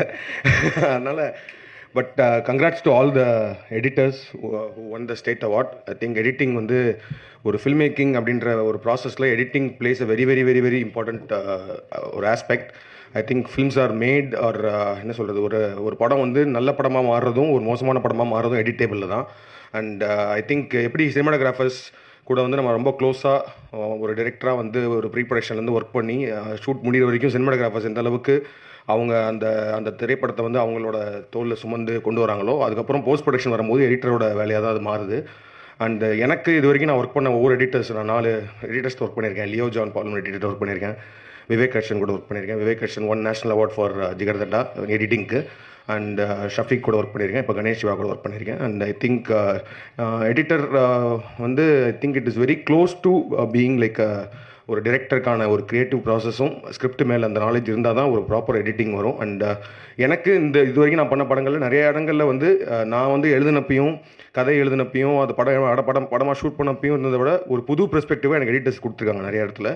ஸோ நம்ம வந்து யோசிக்காத சில விஷயங்கள், ஓகே இந்த கதையை எப்படி கூட பார்க்கலாமா, இந்த சீன் எப்படி கூட கன்சீவ் பண்ணலாமான்ற மாதிரி நிறைய விஷயங்கள் வந்து. ஸோ எனக்கு always I like to sit in the editing table along with editors and படத்தை. ஏன்னா அதுதான் நம்மளுக்கான ஸ்பேஸ். அதாவது வந்து ஒரு டைரக்டருக்குமே எடிட்டிங் டேபிளில் உட்காந்து படத்தை பார்க்குறதுன்றது வந்து ரொம்ப ஒரு க்ளோஸராக நம்ம வந்து ஒரு ஒரு குழந்தையோட நம்ம தனியாக வீட்டில் உட்காந்துருக்கிற மாதிரி ஒரு ஸ்பேஸ் அது. ஏன்னா வந்து ஷூட்டிங் அப்போ வந்து பரபரப்பாக இருக்கும், பல பிரச்சனைகள் இருக்கும். அதுன்னு பண்ணிட்டு ஏதோ ஒன்று பண்ணிட்டு வந்துடுவோம். அப்புறமேட்டு தான் தெரியும் இதில் இந்த பிரச்சனைலாம் இருக்குது, ஐயோ இதெல்லாம் எடுக்கலை, இந்த ஷாட்லாம் எடுக்கலை அப்படின்ற மாதிரி. பட் ஆனால் எல்லாத்துக்கும் ஒருத்தன் வந்து அதெல்லாம் பிரச்சனை இல்லை சமாளிச்சலான்னு சொல்கிறாங்கன்னா அது எடிட்டர் மட்டும் தான் சொல்லுவாங்க. ஸோ அது எப்போவுமே அந்த நம்பிக்கை இருக்கும், அவங்க எடிட்டர் மேலே பாரத்தை போட்டு அப்படின்ற மாதிரி நிறையா சீன் எடுத்துருக்கோம் நாங்கள். So thanks to all the editors for keeping all the cinemas alive. And இந்த அவார்டு வாங்கின எல்லாருக்குமே வந்து ரொம்ப ரொம்ப வாழ்த்துக்கள். தேங்க்யூ. நன்றி சார். அடுத்ததாக தயாரிப்பாளர் டி சிவா அவர்களை ஒரு சில வார்த்தைகள் பேச அழைக்கிறோம்.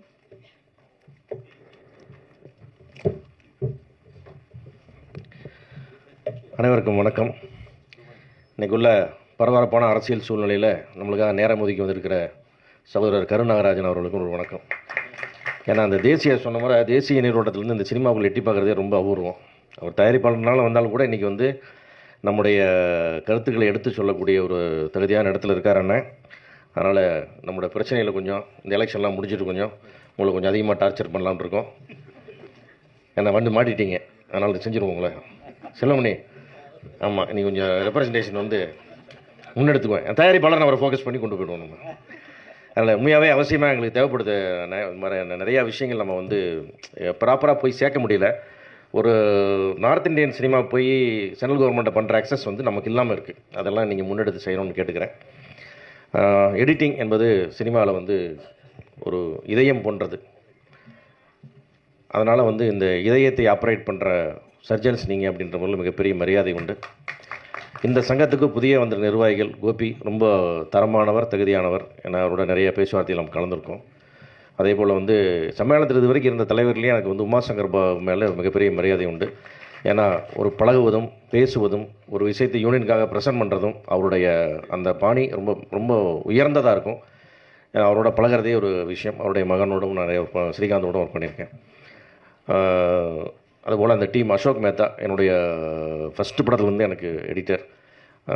சின்ன பையனாக இருந்து ஜூனியர் அசிஸ்டண்ட்டாக இருக்க வரைக்கும் நமக்கு தெரியும். நம்மளை அவங்க எல்லாம் வந்து நீங்கள் நல்ல பொசிஷனாக இருக்கிறது ரொம்ப சந்தோஷமாக இருக்குது. இந்த எடிட்டிங் துறை வந்து எவ்வளோ முக்கியமோ அது மாதிரி உங்களுக்கான உரிமைகள் சலுகைகள் எதை தரவுக்கு என்றைக்கும் நாங்கள் வந்து அதை பெரிய தயங்கினதெல்லாம் இல்லை. அதே போல் தயாரிப்பாளர்களுக்கான உரிமை என்னங்கிறதையும் நீங்கள் யோசிச்சு அதையும் எங்களுக்கு கொடுத்து ஒரு மியூச்சுவலாக செயல்படணும்.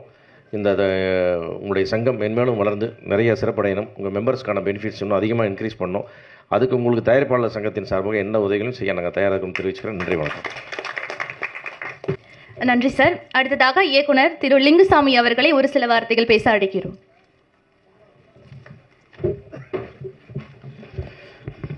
எல்லாருக்கும் வணக்கம். கார்த்தி சுப்ராஜ் சொன்னார், நேற்று செல்வமணி சார் கூப்பிட்டாரு, என்னன்னு கூட தெரியாமல் வந்துட்டேன்னு. கார்த்தி சுப்ராஜ் மட்டும் இல்லை, இண்டஸ்ட்ரியில் யாராக இருந்தாலுமே அவர் கூப்பிட்டா அப்படி தான் வருவாங்க. நான் கூட அப்படி தான். நேற்று லிங்கு இங்கே வந்துருன்னாரு, வந்துட்டேன். கேப்டன் பிரபாகரன் படம் எடுத்தார்னா அவர் தான் எங்களுக்கு கேப்டன். வெறும் வார்த்தையில் சொல்லலை, கோபி தினேஷ் எல்லாம் சொன்னாங்கல்ல, இத்தனை ஆயிரம் வேற எப்படி அவர் கட்டி மேய்க்கிறாரு, எப்படி பண்ணுறாருன்னா ஒரே விஷயந்தான், அவர்கிட்ட இருக்கிற உண்மை, நேர்மை, அந்த தகுதி.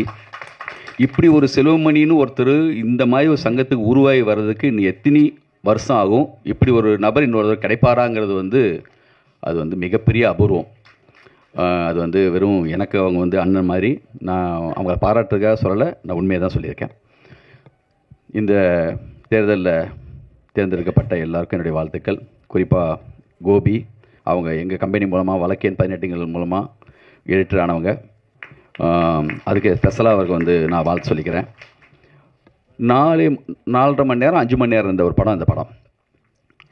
அந்த படத்தை வந்து பாலேஸ்வரோட இதுக்கு பிறகு என்கிட்ட, போஸுக்கிட்ட, சிவான்னு சொல்லி சேலத்துலேருந்து ஒரு நண்பர்கிட்ட, எனக்கு தெரிலடா, நீங்களே உட்காந்து பண்ணுங்க, அந்த கோபியை வச்சுக்கோ, நீ என்ன தோணுதோ செய்யின்னு சொல்லிட்டு ஒப்படைச்சு போயிட்டார். அது எனக்கும் அவருக்கு இருக்கிற ஒரு நட்புனால. அவரே மிகப்பெரிய டேரக்டர் தான், இருந்தாலுமே உனக்கு என்ன தோணுதோ நீ பாரா, எனக்கு எல்லாமே நல்லா தான் தெரியுது, எனக்கு தெரியலன்ட்டார். கோபி, அப்புறம் வந்து சிவா சார், நான் எல்லாம் உட்காந்து திரும்ப திரும்ப திரும்ப ஒரு நேஷனல் அவார்டு வாங்குற அளவுக்கு அந்த படத்தை கொண்டு போய் சேர்த்ததுங்கிறது கோபியும் மிகப்பெரிய பங்கு இருந்துச்சு. நான் ஒர்க் பண்ண எல்லா எடிட்டர்ஸுக்கும் இந்த நேரத்தில் முதல் படத்தில் ஜெய்சங்கர், அதுக்கப்புறம் வந்து விஜயன் சார், அசிஸ்டண்டாக இருந்தப்பெல்லாம் விஜயன் லெனின் சார், அந்த இடமே அப்படி இருக்கும். அந்த மரத்தடியில் வந்து இந்தியா மொத்தமும் இருக்கிற மிக முக்கியமான டைரக்டர்ஸ்லாம் அங்கே வருவாங்க. அங்கே இருந்துட்டு பல கம்பெனிக்கு வந்து இவங்க அசிஸ்டண்டாக வச்சுக்காங்கன்னு அனுப்பி வச்சு அதெல்லாம் இருக்குது. அப்போது அந்த மரத்தடி வந்து மிக முக்கியமான ஒரு இடம். அது லெனின் சார், விஜயன் சார், அந்த இடத்துலேருந்து தான் நாங்கள்லாம் வந்தோம். ஆண்டனி மிக முக்கியமான ஒரு எடிட்டர். யூஎஸில் இருந்துட்டு செல்வமணி சார் வந்து இந்த எலெக்ஷனுக்காக ஒர்க் பண்ணுறாரு. லிங்கு இந்த முக்கியமான ஒருத்தர்கிட்ட பேசு, அது வந்து ஒரு டீம் அமைச்சிட்டு ஒரு ராங்காக போகிற மாதிரி தெரியுது, அவர்கிட்ட பேசுன்னு எனக்கு அங்கேருந்து ஃபோன் பண்ணார். சசி, என் கூட ஒர்க் பண்ண சசி, அப்புறம் பிரவீன் சார், எல்லாருக்கும் இந்த நேரத்தில் வந்து நான் வந்து நன்றி சொல்லிக்கிறேன். எடிட்டிங்கிறது வந்து மிக முக்கியமான ஒரு இடம். தனஞ்சயன் சார் சொன்னதுலேருந்து எனக்கு சின்ன ஒரு கருத்து வேறுபாடு இருக்குது. சண்டைக்கோழி வந்து சசி தான் எடிட்ரு. ஆனால் அந்த படத்துக்கு மிகப்பெரிய மரியாதை எப்போ வந்துச்சுன்னா, ஆண்டனி ஒரு ட்ரெய்லர் ஒன்று கட் பண்ணி கொடுத்தார். அப்போ தான் அந்த படத்துடைய வியாபாரம் எல்லாமே வந்து ஆரம்பித்தது. எப்பயுமே என்னென்னா, அந்த எடிட்டரே பண்ணும்போது அதுக்குள்ளே இருக்கிற விஷயங்களுக்குள்ளே இருப்பாங்க, வெளியில் இருந்து ஒருத்தர் பண்ணுறது தப்பே இல்லை. ஏன்னா தகுதியான விஷயம் எங்கே இருந்தாலுமே நம்ம சினிமாவுக்காக அதை சேர்த்துக்கிறது தான் நம்மளுடைய வேலையாக இருக்கும். அது மிகப்பெரிய அது ஒரு இதாக பார்க்க தேவையில்லைன்னு நினைக்கிறேன் நான். கதிரேசன் சார் சொன்னார், நம்ம எடிட்டர் வந்து ப்ரொடியூசர்ஸுக்கு எதுவுமே காட்டுறது இல்லைன்னு. நிஜமாக சொல்லணும்னா, ஒரு டைரக்டர், உண்மையான டைரக்டர், சரியான டைரக்டர்ஸ் சொல்கிறேன், அவங்க காட்டாமல் இருக்கிறதுக்கும் ஒரு அர்த்தம் இருக்கும். அது சரியானவங்க வந்து புரிஞ்சுப்பாங்கன்னு நினைக்கிறேன். ஏன்னா நான் சண்டைக்கோழியில் ஒரு சீன் எடுத்தேன். சொன்னார் ஜீவா சார், லிங்கு இந்த சீனை மறுபடியும் எடுக்க வேண்டியிருக்கும், எனக்கு நம்ம திருப்தியாக இல்லைன்னாரு. அந்த சீனை எடிட் பண்ணி உள்ளே தூக்கி போட்டப்போ சரியான இடத்துல வரும்போது அது தானாக அப்படி சேர்ந்துக்கும். தலையில் வெட்டி போட்டால் கூட அப்படி ஒட்டிக்க முடியல, அந்த மாதிரி ஒட்டிக்கிச்சு. அதனால் ப்ளைனாக ஒரு இடத்த பார்த்தீங்கன்னா அந்த இடத்த வந்து நீங்கள் மதிப்பிட முடியாது. அதுக்கு நிறைய வேலை இருக்கும். அதை மறைச்சி வைக்கிறாங்கன்னு சொன்னால் அது வந்து உங்களுக்காக தான். அது உடனே உங்களுக்கு அவநம்பிக்கை கூட அது மேலே வந்துடலாம். ஏன்னா அது முழுமையடையும் போது தான் அதோடைய என்னன்னு தெரியும். அதனால தான் ஒரு சில விஷயம் ஒரு முக்கியமானவங்கெல்லாம் மறைச்சி வைக்கிறாங்க. அதுக்கு அர்த்தம் இருக்கும். நீங்கள் காட்டிடக்கூடாது, ப்ரொடியூசர்ஸை மதிக்கக்கூடாதுங்கிறதுக்காக கிடையாது. இது வந்து நல்ல டெக்னீஷியன்ஸ் ஒரு படத்துக்குள்ளே வந்துட்டா, ஈகோ இல்லாத தகுதியான சரியான ஆட்கள் வந்துட்டா, அந்த படத்துடைய பல மடங்காக போய் சேர்ந்துடும். நான் எடிட்டிங் பற்றி நான் சொல்கிற ஒரே ஒரு விஷயந்தான் நான் திரும்ப திரும்ப சொல்லுவேன். ஷார்ட் வந்து லாங்கில் நடந்து வரப்போ ஒரு க்ளோஸ் நம்ம எடுக்காமல் விட்டோம்னா, நான் நம்புவேன் அது உண்மையாக எமோஷனான சரியான படமாக இருந்தால் ஆடியன்ஸ் அந்த இடத்துல ஒரு க்ளோஸ் போட்டுக்குவான். அவன் உத்து பார்த்துக்குவான் அந்த இடத்த. அப்படி நான் முழுமையாக நம்புவேன். அதனால் எமோஷன் தான் ஒரு படத்துடைய அந்த கண்டென்ட் மட்டும்தான் மிகப்பெரிய விஷயம். அது வந்து இந்த 4 ஷாட்டு குறையுது, 3 ஷாட்டு குறையுது, அதெல்லாம் கூட தாண்டி மிக சரியான ஒரு கண்டென்ட் இருந்துச்சுன்னா எல்லாமே வந்து சேர்ந்துடும். மிக தகுதியான ஆட்கள் நம்ம கூட இருந்தாங்கன்னா அதுக்கு உயிர் கொஞ்சம் கொஞ்சமாக வந்துகிட்டே இருக்கும். ஆண்டனி எல்லாம் மிகப்பெரிய ஹெல்ப் எனக்கு. ஆண்டனி வந்து பையாவுக்காக எடிட் பண்ண ஒரு ட்ரெய்லர் தான் அந்த அவ்வளோ பெரிய செலவு பண்ண அந்த படத்தை மிக முக்கியமான ப்ரொடியூசர்ஸ் அப்போ வந்து ட்ரெய்லர் பார்த்துட்டு இமீடியட்டாக நான் வந்து அந்த படத்தை வாங்கிக்கிறேன்னு சொல்லி வந்தாங்க. அதனால் மிக முக்கியமான தகுதியான ஒரு டெக்னீஷியன்ஸ் எடிட்டருங்கிறது அவங்களுடைய விழாவில் கலந்துக்கிற சந்தோஷம். நன்றி, வணக்கம். நன்றி சார். அடுத்ததாக இயக்குனர் எழில் அவர்களை ஒரு சில வார்த்தைகள் பேச அழைக்கிறோம்.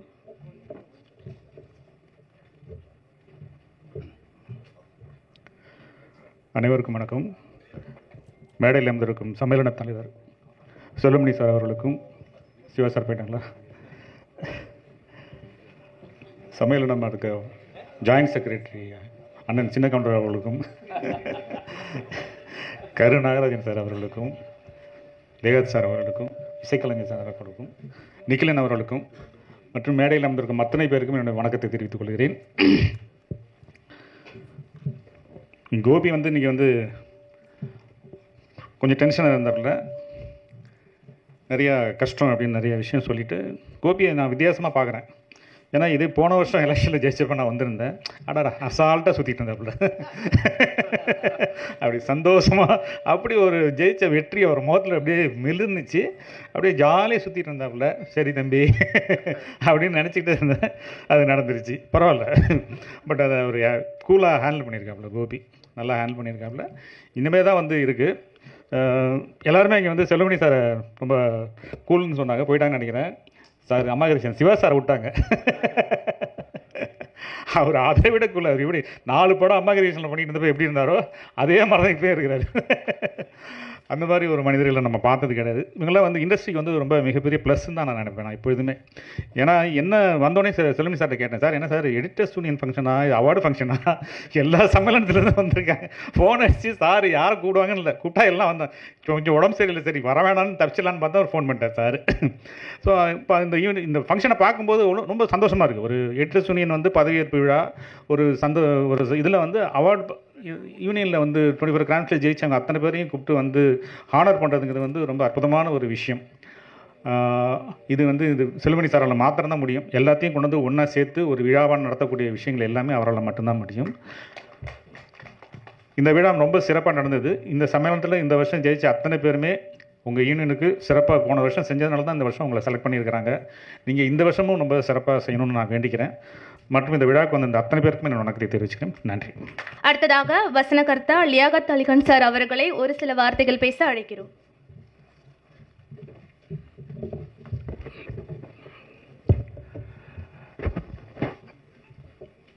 மேடையில் அமர்ந்திருக்க எல்லாருமே பேர் வாங்கினவங்க, அதனால் அவங்கள தனித்தனியாக பேர் சொல்ல வேண்டியதில்லைன்னு நினச்சி எல்லாருக்கும் என்னுடைய வணக்கத்தை தெரிவிச்சுக்கிறேன்.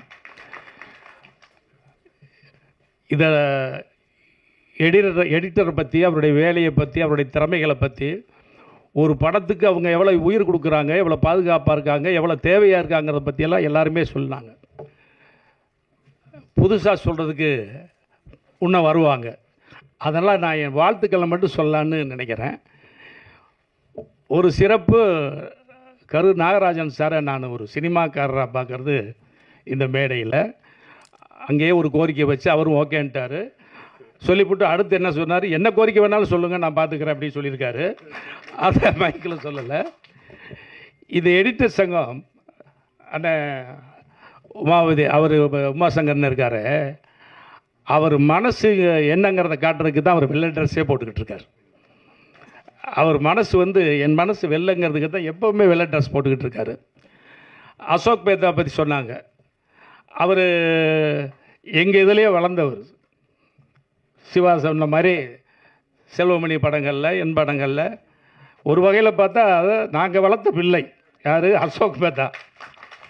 அன்னைக்கு செல்வமணியோட படங்களுக்கு பக்கபலமாக இருந்தார். இன்றைக்கி பெப்சி தலைவர் செல்வமணிக்கு உறுதுணையாக இருந்துக்கிட்டு இருக்கார் பெப்சியில். அது கோபி. இவங்களுக்கு பின்னால் தான் எனக்கு பழக்கம். ஆனால் இவ்வளோ ஒரு சாஃப்டாக இருந்துக்கிட்டு இவ்வளோ திறமையை உள்ளுக்குள்ளே வச்சுருக்காரா அப்படின்னு நான் வியக்கிற அளவுக்கு சாண்டவன் ஒவ்வொருத்தருக்கும் மூளை வச்சு அனுப்பும்போது தெரியாமல் இவருக்கு 2 பேர் மூளையை சேர்த்து வச்சு அனுப்பிச்சான் பாருங்க கோபிக்கு. அப்படி ஒரு ஆற்றல் பெற்றவர் கோபி. முன் கோபின்னு சொல்கிறத பற்றி கேள்விப்பட்டிருக்கலாம் நீங்கள். ஆனால் இவரோட பழகினா எல்லாரும் என் கோபி அப்படின்னு சொல்கிற அளவுக்கு ஒரு கோபி வந்து ஒரு அன்பு தம்பியாக இருக்கார். இதற்கு மேலே சொல்லணும்னா லிங்குசாமி ஒன்று சொன்னார், எழில் சார் சொன்னார், செல்வமணி அவர்களை பற்றி சொன்னாங்க. சங்கங்கள் ஒவ்வொன்றுமே ஒரு அமைச்சர் மாதிரி, பெப்சி தலைவர் முதலமைச்சர் மாதிரி. ஒரு முதலமைச்சர் நேர்மையானவர் இருந்தால், துணிச்சலாக இருந்தால், தவறுகளை தட்டி கேட்கக்கூடிய தைரியமாக இருக்கிறவராக இருந்தால், பல திட்டங்களை கொண்டு வரக்கூடிய ஆற்றல் பெற்றவராக இருந்தால், எல்லாரையும் அரவணைத்து செல்லக்கூடிய அளவுக்கு நல்ல மனம் இருந்தால், சங்கம்தான் இந்த உறுப்பினர்கள் தான் என் வாழ்க்கை என்று அர்ப்பணிக்கின்ற குணம் இருந்தால், அப்படி ஒரு முதலமைச்சர் இருந்தால் இந்த நாடு எவ்வளவு செழிப்பாக இருக்குமோ, உயர்வாக இருக்குமோ, அதேபோல் தான் சங்கத்தின் பெப்சியின் முதலமைச்சராக செல்வமணியன் அவர்கள் இருக்கிறார். அவர் இருக்கும் வரை மற்ற அமைச்சர்களும் சரியாக இருப்பார்கள் என்று, சரி பண்ணுவார் என்று நம்பிக்கையோடு விடைபெறுகிறேன். நன்றி, வணக்கம். நன்றி சார். அடுத்ததாக இயக்குனர் திரு நித்திலன் அவர்களை ஒரு சில வார்த்தைகள் பேச அழைக்கிறோம். எல்லாருக்கும் வணக்கம். நான் கோபி எடிட்டர் தான் தெரியும். என்றைக்குன்னு பார்த்தா அவர் வந்து டைலாக் ரைட்டராக மாறிட்டார். அவர் அவ்வளோ கஷ்டப்பட்டுருக்காரு. அதெல்லாம் ஃபன்னாக சொல்லிட்டு வர சிரிப்பாக இருக்குது. நீங்கள் ரைட்டராகவும் பண்ண ஆகலாம் பிரதர்ஸ். சினிமாவில் இந்த 23 சங்கத்தில் ஃபஸ்ட் டைம் ஒரு சங்கத்துக்காக பேச வரேன். அது எனக்கு ரொம்ப பிடிச்ச எடிட்டிங் டிபார்ட்மெண்ட்.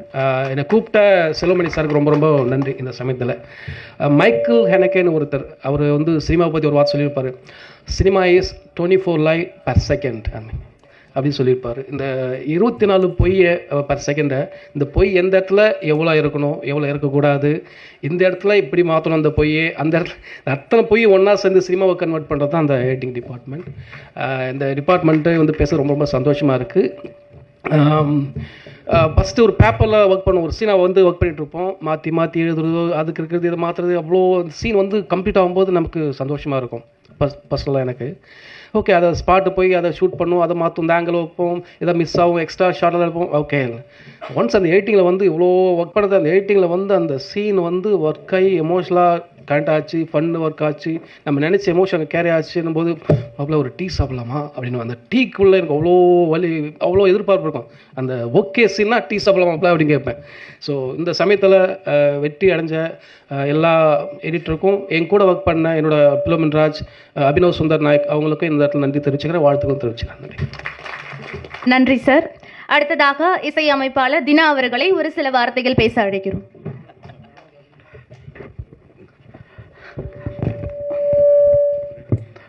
அனைவருக்கும் இனிய காலை வணக்கம். இது ஒரு அருமையான நிகழ்வு. இந்த நிகழ்வு வெற்றி பெற்ற அனைவருக்கும் என்னுடைய மனமார்ந்த வாழ்த்துக்களை தெரிவித்துக் கொண்டு, இதில் செக்ரட்டரியாக வெற்றி பெற்ற பாசமிகு அண்ணன் உமாசங்கர் பாபு அவர்கள் பற்றி ஒரு விஷயம் நான் சொல்லணும். அதாவது அண்ணங்கிட்ட வந்து நிறைய எக்ஸ்பீரியன்ஸ் இருக்குது.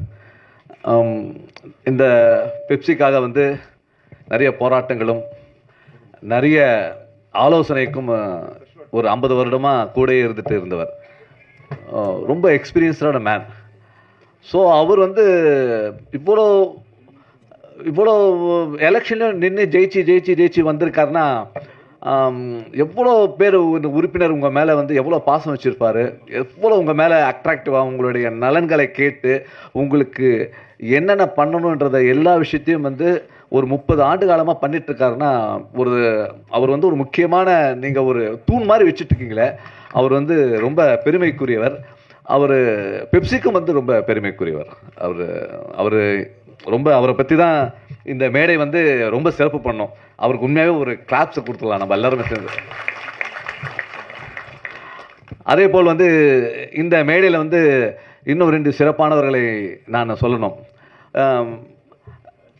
தேசிய கட்சின்னு சொன்னோம்னா நிறைய பாலிடிக்ஸ் இருக்கும். ஏன்னா ஸ்டேட்டில் வந்து மரியாதை இருக்காது. அவங்க சென்ட்ரல்காரங்கப்பா, நம்ம கஷ்டப்படுறவங்களுடைய வழி தெரியாது, அவங்க வந்து சென்ட்ரலில் இருக்கிறவங்க, இங்கே என்ன வழி தெரிய போகுது, என்ன பிரச்சனை பண்ணுவாங்க, இவங்க எதனாலும் பண்ணுவாங்களா, இன்னும் நிறைய பேர் சொல்லுவாங்க.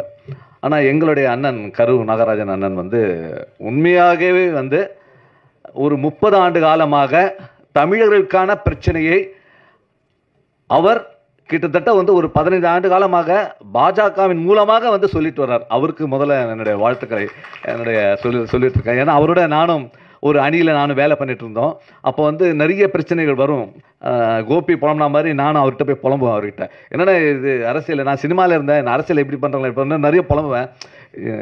இருங்க அது அப்படி தான் வரணும், கொஞ்சம் பொறுமையாக இருங்கண்ணே. ஆனால் அந்த பொறுமை வந்து ஒரு காலகட்டத்தில் வந்து என்னை வியப்பாக ஆக்கிடுச்சு. ஒரு பெரிய எதிர்பார்ப்போட இந்த எலெக்ஷனில் இருக்கணும்னு நானாக பிரியப்பட்டேன். ஆனால் அந்த வாய்ப்பு தவறுனா கூட இன்றைக்கும் அந்த சிரிப்பு முகத்தோடு இங்கே வந்து உட்கார்ந்துட்டு இருக்காருன்னா அவரை மாதிரி ஒரு இரும்பு தைரியம் கொண்ட மனம் யாருமே இல்லை என்பதை நான் தெரிவித்துக் கொள்கிறேன். அண்ணா, வாழ்க்கையில் வெற்றி மட்டும்தான் உங்களுக்கு வரப்போகுது. இந்த வெற்றியில் வேற வெற்றி உங்களுக்கு வரப்போகுதுண்ணே. என்னோடய வாழ்த்துக்களை தெரிவிச்சுக்கிறேண்ணே. அதுக்கப்புறம் வந்து என்னுடைய தலைவர் வந்து நான்லாம் வந்து ஒரு மியூசிக் யூனியனில் வந்து சுயநலமாக வாழ்ந்தவன் சார். நான் டெய்லி ரெக்கார்டிங் போகணும், பணம் சம்பாதிக்கணும், வீட்டுக்கு எடுத்துகிட்டு போயிட்டு ஒய்ஃப் கிட்ட கொடுக்கணும், அப்புறம் அதை சேர்த்து வச்சு இடம் வாங்கணும், நகை வாங்கணும், அதை வாங்கணும். இதை தான் நான் வந்து என்னுடைய லைஃப்பில் நான் வந்து ஒரு 40 வருஷமாக இருந்துட்டு இருந்தேன். ஸோ என்ன வந்து ஒரு பொது வாழ்க்கைக்கு பொது வாழ்க்கைனா சுவையாக இருக்குமா, நான் ரொம்ப கஷ்டமாக இருக்கும்னு நினச்சேன். ஆனால் அதை வந்து சுவைப்படுத்தி இப்படிலாம் வாழலாமா, மக்களுக்காக இப்படிலாம் வாழலாமா, எனக்குன்னு ஒரு பிம்பத்தை ஏற்படுத்தி கொடுத்த அண்ணன் தான் என்னுடைய அண்ணன் ஆர்கே செல்வமணி அண்ணா அவர்கள். ஸோ அவர் வந்து என் மனசுக்குள்ளே நான் என்ன நினைக்கிறேன்னா, எல்லோரும் சொல்லுவாங்க அவர் வந்து கடவுள் அப்படிலாம் வந்து ரொம்ப மேலே சொல்லிட்டாங்க. நான்லாம் அப்படிலாம் சொல்ல மாட்டேன். அவர் வந்து வாழும் தெய்வமாக தான் சொல்லுவேன் நான். அவர் வந்து நம்மளோட இருக்கார் சார். ரொம்ப சிம்பிள் மேன் சார். இப்போது 25,000 தொழிலாளர்கள் இருக்காங்க இங்கே. 25,000 தொழிலாளர்கள் பெயரையும் சொல்வார் சார். அதுதான் சார் அவர்கிட்ட என்னால் ஜீர்ணிக்க முடியாத ஒரு விஷயம் நான் சொல்கிறேன். ஒவ்வொருத்தருடைய பேர், ஒவ்வொரு தலைவருடைய பேர், ஒரு செயலாளர், அங்கே யார் நிர்வாகி இருக்காங்க, அங்கே நிர்வாகி என்ன பிரச்சனை, அவன் என்ன பண்ணிட்டு இருக்கான்றத ஒவ்வொரு விஷயத்தையும் நம்மளுடைய இன்னைக்கு ஒன்றுமே இல்லை. பெப்சிக்கு நீங்கள் வாங்க, நீங்கள் சாப்பிட்டு இருக்கீங்களா கூட தெரிஞ்ச அளவுக்கு பசியோட இந்த உறுப்பினர் வராரு, இவன் வந்து பசியோட, இவன் திமிரா வரான், இவன் பசியோட வருவான் என்ற உணர்வை, அந்த உணர்வோடு வாழ்ந்த அந்த சீட்டில் உட்காந்துட்டு இருக்க ஒரே மனிதர் எங்களுடைய தானே தலைவன், எங்களுடைய மனசுக்கு பிடித்த தலைவர் வந்து எங்களுடைய அண்ணன் வந்து ஆர்கே செல்வமணி அண்ணன் தான். அவர் இங்கே இருக்கிறது உண்மையாகவே லியாக்கத் அண்ணன் சொன்னார், ஒரு முதலமைச்சர் தான் சார். மந்திரிங்க எந்த தப்பும் எந்த இதுவும் வாலாட்ட முடியாது சார் இங்கே. அது மட்டும் உண்மைதான் சார். அதுனா மிரட்ட மாட்டார் சார். ஆக்சுவலாக பெப்சினா எப்படி நினச்சிருந்தாங்க சார், பெப்சினா போராட்டம் பண்ணால் 10 கார் போயிட்டு நிறுத்து, ஷூட்டிங் நிறுத்துன்னு அப்படி தான் இருந்துச்சு ஒரு காலத்தில். 10 வருஷம் முன்னாடி அப்படி தான் பெப்சி இருந்துச்சு. இன்றைக்கி பெப்சி வந்து அமைதி பூங்காவாக மாறி இன்றைக்கி சென்னையில் இருக்குது சார். இன்றைக்கி பெப்சினா வந்து எங்கேயாவது பிரச்சனை இருந்தால் இங்கே போனால் சமாதானம் கிடச்சிடும், எங்கள் தலைவர்கிட்ட வந்தால் சமாதானம் கிடச்சிடும், எங்கள் தயாரிப்பாளர் சங்கத்தில் நடக்கிற சண்டையை வந்து இங்கே வந்து எங்கள் தலைவர்கிட்ட மண்டியிட்டு அவங்க வந்து வெற்றி பெறாருன்னா, அவங்க வெற்றி பெறாருன்னா அது எவ்வளோ பெரிய விஷயம் பாருங்க. அது சார் இப்படி ஒரு சிறப்பான ஒருத்தோட நம்ம இருந்துட்டு இருக்கோம். இதே மாதிரி இந்த எடிட்டர்ஸ் யூனியனை பற்றி ஒரு விஷயத்தை நான் பகிர்ந்துக்கிறேன் சார். நான் என்னுடைய லைஃப்பில் வந்து நிறைய ஹிட் சாங் பண்ணியிருக்கேன். ஆனால் அந்த ஹிட் சாங்லாம் நான் வந்து ஸ்க்ரீனில் பார்த்ததே இல்லை சார். நான் பார்த்ததே இல்லை. ஃபஸ்ட்டு என்னுடைய ஹிட் சாங், எல்லா ஹிட் சாங்கையும் வந்து எடிட்டர்ஸ் ரூமில் தான் பார்த்துருக்கேன் நான். அது எனக்கு வந்து ரொம்ப பெருமையாக இருக்கும். அப்போ தான் சொல்லுவேன், சார் இந்த ஷார்ட் மாற்றி இது இங்கே போடலாமே சொல்லும்போது அந்த ஒவ்வொரு எடிட்டர்ஸ் ரூம் கேட்டு அதை ரொம்ப அழகாக அதை எடிட் பண்ணி ஒவ்வொரு படங்களையும் ஒவ்வொரு பாடல் காட்சியும் வந்து நான் அனுபவிச்சிருக்கேன். ஸோ அவங்களுக்கு என்னுடைய வாழ்த்துக்களை தெரிவித்துக் கொண்டு இந்த எடிட்டர்ஸ் யூனியன் மிகவும் சிறப்பாக செயல்பட என்னுடைய மனமார்ந்த வாழ்த்துக்களை தெரிவித்துக் கொள்கிறேன். நன்றி, வணக்கம். நன்றி சார். அடுத்ததாக இயக்குனர் சங்க செயலாளர், நடிகர் மற்றும் இயக்குனர் RV உதயகுமார் சார் அவர்களை ஒரு சில வார்த்தைகள் பேச அழைக்கிறோம். என்ன பேசுறதுன்னே தெரியல, எல்லாம் ஓவராக பேசி முடிச்சிட்டாங்க. நான் எங்கே தொடங்கிறது எங்கே முடிக்கிறதுன்னு அப்படியே குழப்பத்தில். ஏன்னா இயக்குனர் சங்கத்திலேருந்து வந்தால் கொஞ்சம் மற்றவங்கள விட பெட்டராக பேசணும். இதில் என்னடா நான் பேசுகிறது, எல்லாம் பயங்கர பின்னி பெரல எடுக்கிறேன். பாவி அவரால் ரொம்ப கூச்சப்படுற அளவுக்கு பேசிட்டேப்பா. எனக்கே கூச்சமாக இருந்தது. இப்போ நான் என்னன்னு போய் சரி பரவாயில்ல, நம்மளும் இப்போ அப்படி தான் ஆரம்பிக்கணும் போடுது. பெப்சியின் முதல்வர் அவர்களே, வேறு வழி இல்லை. இப்போ நான் அப்படி சொல்லலைன்னா அப்புறம் மற்றவங்க சாருக்கு இவருக்கு கொஞ்சம் பிரச்சனையோ அப்படின்வாங்க. நம்ம ஆளுங்க கிரியேட் பண்ணி விடுறதுல கில்லாடிங்க. பிரச்சனையை தீர்க்கறதுக்கு மட்டும்தான் ஆள் வரமாட்டாங்களே தவிர உட்கார்ந்த இடத்துல அப்படியே கிள்ளி போட்டு புகைச்சல் பண்ண விட்ருவாங்க. சரி இருக்கட்டும். இப்போ முதல்வர் அவர்களே, பெப்சி அமைப்பின் காவல்துறை அமைச்சர், உள்துறை அமைச்சர், என்ன வேணாலும் சொல்லிக்கலாம், உள்கட்டமைப்பு அமைச்சர், செயலாளர் திரு சாமிநாதன் அவர்களே, நிதி அமைச்சர், நல்லா பேசுகிற நீ கூட. இப்போ வண்டி நல்லா ஓடுது வண்டி. அப்பா முதல்ல 2 வார்த்தையில் உட்காந்துருவாப்புல. இப்போ எல்லாரும் பேசி பேசி அவெல்லாம் உசுப்பேத்தி விட்டாங்க. நானும் பேச முடியும் அப்படின்னு காட்டி அருமையாக பேசிட்டேன். ஆமாம் ஆமாம், ரொம்ப சிறப்பாக. இப்போ எல்லாருமே மிகப்பெரிய பேச்சாளர்களாக ஒரு பெப்சி சார்பாக ஒரு கட்சியே ஆரம்பிச்சிடலாம் போல. அந்த அளவுக்கு இல்லையே எல்லாமே எல்லா இது நவரசங்களும் கலந்து பேசுகிற ஆட்களுங்க வந்துட்டாங்க. இப்போ நம்ம மாதிரி டைரக்டருக்கெல்லாம் நாங்கள் எல்லாம் என்ன பண்ணுவோம், அந்த காலத்தில் இந்த எடிட்டர்களுக்கு வேலையே கொடுக்க மாட்டோம். நம்மளெல்லாம் நிறைய பேர்த்துக்கு பிடிக்காது. ஏன்னா ஒரு சீன் எடுத்தால் அதில் ஒரு 25 ஷாட் இருந்தேன்னா, நான் ஃபஸ்ட் ஷாட் என்ன close-up, second shot, mid shot, third shot, suggestion shot, fourth shot, திருப்பி க்ளோஸ்அப்பு, இந்த க்ளோஸ்அப்புன்னு எழுதி அதை மட்டும்தான் எடுப்போம். அது நெகட்டிவில் வரும். நெகட்டிவ் பாசிட்டிவ் பிரிண்ட் ஆகும். அந்த பாசிட்டிவ் இந்த மூவி அளவில் ஓட்டுவாங்க. பாவம் இந்த காலத்து எடிட்டர்கள்லாம் ரொம்ப கொடுத்து வச்சவங்க. அவங்கெல்லாம் படாத கஷ்டமாக இந்த கை விரலெல்லாம் மரத்து போயிடும். அப்படி வண்டியை ஓட்டி ஓட்டி அதை நிறுத்தி ஒவ்வொரு ஃப்ரேமாக எடிட் பண்ணுறோம். அந்த காலத்திலிருந்து நம்ம எடிட்டிங்கை ஃபீல் பண்ணிக்கிற ஆள். அவங்களுக்கு கஷ்டம் கொடுக்கக்கூடாதுன்னு நம்ம இந்த shot number 1 1A 2 2A 3 3A அந்த மாதிரி போட்டு அதை ஆர்டர் பண்ணாவே சீன் கரெக்டாக வந்துடும். எடிட்டருக்கு வேலையே கிடையாது. எடிட்டருடைய வேலையே கட்டிங் அண்ட் ஓட்டிங். அதுக்கு ஒரு பிசின் வச்சுருப்பாங்க, சிமெண்ட். ஆமாம், அதை வச்சு நான் பிசின் தான் சொல்லுவேன், அது சிமெண்ட்டுன்னு நீங்கள் சொல்லிக்கிறீங்க. டைரக்டருக்கு அதை சிமெண்ட்டுன்னெலாம் தெரிய வேண்டிய அவசியம் இல்லை. ஒரு பிசினை வச்சு ஓட்டிடுவாங்க. அப்புறம் அது ஓட்டுவாங்க மூவி அளவில். கரெக்டாக இருக்குது. இது ஒரு 2 ஃப்ரேம் குறைங்க, இது ஒரு 4 ஃப்ரேம் குறைங்க. இதுதான் என்னுடைய எடிட்டருக்கு பண்ண வேலை. அது எவ்வளவு ஃப்ரேம் இருக்குன்னு முடிவு பண்ணது நான் தான். இது எடிட்டர்களுக்கு டைரக்டருக்கு தான் ஃபஸ்ட்டு எடிட்டர். அதை மட்டும் தெரிஞ்சுங்க. எடிட்டர் நான் தான் எல்லாம் பெரிய ஆளுனால யாரும் நினைக்கக்கூடாது. உண்மையை சொல்கிறேன். உண்மையான இயக்குனர் நேர்மையாக ஒருத்த படம் எடுத்தானா எடிட்டருக்கு வேலை கம்மின்னு சொல்ல வரேன். நம்ம ஒரே கேமராவில் என்னப்பா ஐயோ அதனால இல்லை, சம்பளம் இல்லை அவங்களுக்கு. அதுக்கு பின்னாடி நிறைய வேலைகள் இருக்குது. அதுக்கு மேட்ச் பண்ணி நெகட்டிவ் கட் பண்ணுற வேலை இருக்குல்ல, இன்றைக்கெல்லாம் நீங்கள் கொடுத்து வச்ச ஆளுங்க. அதுக்குன்னு நெகட்டிவ் கட்டிங்க்குன்னு தனியாக ஒரு குரூப் இருப்பாங்க எடிட்டர்ஸில். அது ரொம்ப சிரமமான. இதில் என்ன பாசிட்டிவ் இருக்கோ அந்த ஃப்ரேமை பிடிச்சி அந்த ஃப்ரேமுக்கு ஈக்குவலாக அந்த நெகட்டிவ் கட் பண்ணணும். இதெல்லாம் தெரியுமா இப்போ வர்ற எடிட்டர்களுக்கு? என்ன தலைவரே வா, உனக்கு தெரியுமா? உனக்கு தெரிய வாய்ப்பே கிடையாது. உனக்கு தெரிய நீ எப்படி பார்த்துருப்ப? நீ எந்த வருஷம் இன்ஸ்டியூட்டில் முடிச்ச? வா கண்மணி, சும்மா பேச்சுக்காக சொல்லப்படும். சரி, பார்த்ததாகவே வச்சுப்போம். தலைவர் ஆகிட்டாப்புல ஒன்றும் ரொம்ப கலாய்க்கக்கூடாது. ஆனால் ஃபஸ்ட்டு டைம் வந்த உடனே இவனுடைய இயக்கம், பரபரப்பு, பயங்கர டென்ஷன்லேயே. அப்போ தான் நினச்சேன், தம்பி நானும் முதல்ல இந்த செல்வமணி என்னை இழுத்து விட்டு என்னை செயலாளராக்கி என்னையும் இந்த மாதிரி தான் டென்ஷன் விட்டேன். அந்த டைமில் 2 டென்ஷன் வந்துடுச்சு. இந்த கொரோனான்ற ஒரு டென்ஷன் வேறு வந்துடுச்சு. அதில் இவர் ஊராக அலைஞ்சிட்ருப்பார். பெப்சி ஒரு பக்கம், அது பக்கம் ஊர், வில்லேஜுகள், அதெல்லாம். நான் டெய்லி காலையில் கார் எடுத்துகிட்டு கொரோனா டைமில் அதுக்கு ஒரு ஸ்டிக்கர் வாங்கி, ரொம்ப கெஞ்சி கூத்தாடி திட்டுத்தனமாக ஒரு ஸ்டிக்கர் வாங்கி ஒட்டிட்டு நான் எங்கள் ஆஃபீஸ்க்கு வந்துடுவோம். 24 ஹவர்ஸ் சங்கத்தில் தான் இருப்போம்.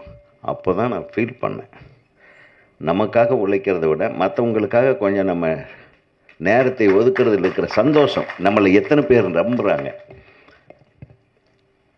நம்ம நடன ஆசிரியர் சொன்ன மாதிரி, எங்கே அவன் போயிட்டானா இருக்கானா, நீ ரொம்ப நெகட்டிவாக பேசுகிறடா, உன்னால் ஹேண்டில் பண்ண தெரியலன்னு சொல்லு. கிட்டத்தட்ட 300 பேர் டெய்லி 4 பேர் பெப்சியில் வந்து டெய்லி உட்காந்துட்டு இருப்பார் சாமிநாதன். அவர் வயசுக்கு என் வயசுக்கு நான் வந்து 62 வயசில் 63 வயசில் பெப்சியில் சங்கத்துக்கு டெய்லி வருவேன். என் ஒய்ஃபுக்கு பயம், எங்கே ஒரு டப்புன்னு எங்கே தொத்திக்கு போகுதுன்னு. அப்படி போனால் வெங்காயமாக போச்சுன்ட்டு அதை பற்றியெல்லாம் கவலைப்படல. அதெல்லாம் தூக்கி எரிஞ்ச உண்மையை என்னென்னா, நம்மளை நம்பி இத்தனை பேர் ஓட்டு போட்டிருக்காங்க, நம்ம ஏதோ செய்வோன்னு. நம்ம அவங்களுக்கு எதுவுமே செய்யலை, அவங்கள காப்பாற்றுறதே பெரிய ஒரு வேலையை போச்சு. அந்த டைமில் கிட்டத்தட்ட 200-300 பேர் இருக்கும். அத்தனை பேர்த்துக்கு அட்மிஷன் வாங்கி கொடுத்து, நாங்கள் பழகாத பேசாத, எனக்கு இப்போ அவங்க கூட பழகி ஒரு 1000கணக்கான டாக்டர்கள் நண்பராயிட்டாங்க. இன்றைக்கி வரையிலும் அந்த டாக்டர்கள் நம்மளுக்கு ஹெல்ப் பண்ணிகிட்ருக்காங்க. நம்ம பெப்சி ஆகட்டும், யார் எனக்கு ஃபோன் பண்ணாலும் நமக்கு இயலாதவர்களுக்கு உடனே மருத்துவம் வழங்கப்படும். அந்த அளவுக்கு நம்ம செஞ்சிட்ருக்கோம் இயக்குனர் சங்கத்தில். என்னப்பா சிரிக்கிற? நீ இப்போ ஏற்கனவே பண்ணிட்டு தான் இருக்கீங்க. அதனால் இது எதுக்கு சொல்ல வரேன்னா, சங்கம்ன்றது வேறங்க. எல்லாரும் ஒன்று கூடி நல்லபடியாக நம்ம ஒரு ஒத்த கருத்துக்களோடு பணியாற்ற ஒரு இடம். இந்த சங்கம் வந்து நமக்கு தொழில் பாதுகாப்பை கொடுக்குற ஒரு இடம். அதை மீறி இந்த சங்கத்தில் வந்து வேறு எதையோ இல்லை எதிர்பார்த்து வர வேண்டிய அவசியம் கிடையாது. நமக்கு தொழில் பாதுகாப்பான தொழில் நமக்கு நல்லா தெரிஞ்சிருக்கணும். தயாரிப்பாளர்களோடு கரெக்டாக ஒரு அண்டர்ஸ்டாண்டிங்கில் நம்ம வேலை செய்யணும். இயக்குனர்கள் தான் வந்து உங்களுக்கு தலைவர்கள். இயக்குனருக்கு தலைவர் யாருன்னா, எடிட்டர்களுக்கு தலைவர்கள் வந்து இயக்குனர்கள் தான். ஒரு டைரக்டர் நம்ம சொன்னேன் அன்றைக்கி ஒவ்வொரு ஷாட்டு தான் எடுப்பேன். ஓகே ஷாட் ஒன்றுன்னு போட்டால் அந்த ஒரு ஷாட்டை தவிர வேறு எடிட்டர் வேறு எந்த ஷாட்டையும் நடுவில் கொண்டு வந்து சேர்க்க முடியாது. இன்றைக்கி அந்த ஒரே ஷாட்டை 4 ஆங்கிள் எடுக்கிறாங்களா, அது எந்த பின்னில் இருக்குதுன்னு தெரியாது, இப்போ எந்த ஹார்ட் டிஸ்கில் இருக்குதுன்னு தெரியாது. எந்த 4 ஹார்ட் டிஸ்க் அட்டே டைமில் ஓட்டி பார்த்தாலும் நீங்கள் எந்த ஷாட்டு போடுறது அந்த ஷாட்டு போடுறதான்னு டைரக்டருக்கே கன்ஃபியூஸ் ஆகிடும். இப்போ இருக்கிற எடிட்டர்களுக்கு கன்ஃபியூஸ் ஆகிடும். அதனால தான் எடிட்டிங்க்கு ரொம்ப டைம் ஆகுது. கரெக்டாக நான் சொல்கிறது? இந்த குழப்பத்திலேயே உங்களை உயிரை வாங்கிட்டு இருக்கிறது எதுன்னா இந்த டெக்னாலஜி. இந்த 4 கேமராவில் எடுத்தாலும் 1 நிமிஷம் ஓடுற காட்சி 1 நிமிஷத்துக்கு தான் நீங்கள் காட்ட முடியும். 4 கேமராவில் இருக்கும்போது அது 400 நிமிஷமாக 400 நிமிஷம் எடுத்துடுறாங்க. அந்த 1 நிமிஷமாக நீங்கள் அதை குறைக்கும் போது அது கொஞ்சம் தொழில் தெரிஞ்ச கொஞ்சம் அந்த ஃபீல் தெரிஞ்ச ஒரு எடிட்டர் பண்ணும்போது அது கரெக்டாக அந்த ஃபீல் வந்து சேரும். இல்லையா கொஞ்சம் மாறி போகும். ஸோ பார்க்குறக்கு ஒரு மாதிரியாக இருக்கும். அது படம் பார்க்கும்போது நம்மளுக்கு ஃபீல் வந்துடும், என்னடா இப்படி இருக்குது அப்படின்ற மாதிரி. ஆனால் கண்டென்ட் இருக்கும். அந்த கண்டுபிடிக்கிறதுக்கு உண்டான பொறுமை உங்களுக்கு வேணும். இப்போ அதுக்கு தான் நம்ம வந்து எடிட்டிங் யூனியன் எடிட்டர்களுக்கு வந்து சம்பளம் கொஞ்சம் பேசும்போது எத்தனை கண்டென்ட் வருதோ அத்தனை நீளத்துக்கு தகுந்த மாதிரி உங்களுக்கு காசு பேசணுன்றது உங்கள் சார்பாக நான் சொல்லிக்கிறேன். ஏன்னா ஒருத்தர் வந்து எது வந்தாலும் என்ன ஏஐ வரட்டும், பட் நான் சொல்கிறது என்னென்னா அவ்வளவு கண்டென்ட்டை வச்சுக்கிட்டு சில ரஷஸ் எல்லாம் பார்க்குறதே இல்லை பல டைரக்டர்கள். உண்மையாக சொல்கிறேன், வருத்தப்பட வேண்டிய விஷயம். நிறைய நம்ம என்ன ஷூட் பண்ணியிருக்கோன்னு நம்மளே பார்க்குறக்கு டைம் இருக்காது. அது எங்கே இருக்குதுன்னு கண்டுபிடிக்க முடியாது. அவ்வளோ பல டெராபைட்டுகளை ஷூட் பண்ணிவிட்டு நம்ம எப்படி ஸோ இதையெல்லாம் கண்டுபிடிக்கிற நீங்கள் வந்து ஒரு பெரிய ஆராய்ச்சியாளன் ஆகி மாறி அதையெல்லாம் கண்டுபிடிச்சி இதுக்கு தான் இது எடுத்துருப்பாரோன்னெல்லாம் நீங்கள் ஆர்டர் பண்ண வேண்டியதாக போயிடும். முதல்ல எல்லாம் ஒரு டைரக்டர் ஷூட் பண்ணிட்டு வந்தால் ஆர்டருக்கு கரெக்டாக கூட இருக்கிற அசோசியேட் வந்து கரெக்டாக ஆர்டரில் உட்காருவாங்க, ஆர்டர் பண்ணுவாங்க. கரெக்டானே? சரி, இது என்னன்னு சொல்கிறதுன்னு தெரில. ஆக மொத்தம் எடிட்டருங்க நினச்சா என்ன வேணாலும் பண்ணலாம். அதில் வந்து சந்தேகமே இல்லை. 2 shot, bring 2 shots together, create a meaning. 2 shot, தனித்தனி ஷாட். ஒரு கிழவன் பார்க்குறான், ஒரு இடத்துல ஒரு குழந்தை ஒரு பாத்ரூமுக்குள்ளே குளிச்சிக்கிட்டு இருக்கு.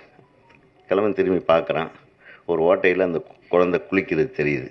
இது பார்த்தா அந்த குழந்தைய ரசிக்கிற மாதிரி அந்த வயசானவர் மேலே ஒரு பாசம் வரும். கரெக்டாக அதே ஷாட்டு ஒரு பொம்பளை குளிக்கிறத பார்க்குறது, இன்னொரு ஷாட்டை போடுறோம், அந்த குழந்தை ஷாட்டை எடுத்துகிட்டு. இப்போ என்ன ஃபீலிங் வரும்? இந்த ஆளுக்கு தேவையான்னு வரும். ஸோ ஒரு காட்சியை மட்டும் ஒரு ஷாட்லேயே வந்து ஒரு ஒட்டுமொத்த மீனிங்கையும் மாற்றக்கூடிய சர்வ வல்லமை படைத்த தொழில்நுட்பம் தான் எடிட்டிங். ஸோ அந்த எடிட்டிங்கை கையாளுபவர்கள் டைரக்டர் என்ன மைண்டில் வச்சுருக்கோன்னா அதை கேட்டுட்டு அதுக்கு தகுந்த மாதிரி அந்த காட்சியை வந்து எடிட் பண்ணும்போது அவர் என்ன ஃபீல் பண்ணாரோ அந்த ஃபீலை கொண்டு வர முடியும். இது மட்டும் கரெக்டாக பண்ணாவே போதும், மிகச்சிறப்பாக இருக்கும் சினிமா. அப்புறம் நிறைய யூனியன் பிரச்சனைகள் அது இதுன்னு, யூனியன் எல்லாம் பிரச்சனையாகவே எடுத்துக்காதீங்க. செல்வமணி மாதிரி பாருங்கள், உனக்கு யார் பிரச்சனை பண்ணாலும் பாருங்கள், கூட இருந்தாலும் கூப்பிட்டு வச்சு அவனை ஒரு பதவி கொடுத்து உட்காந்து வச்சிரு.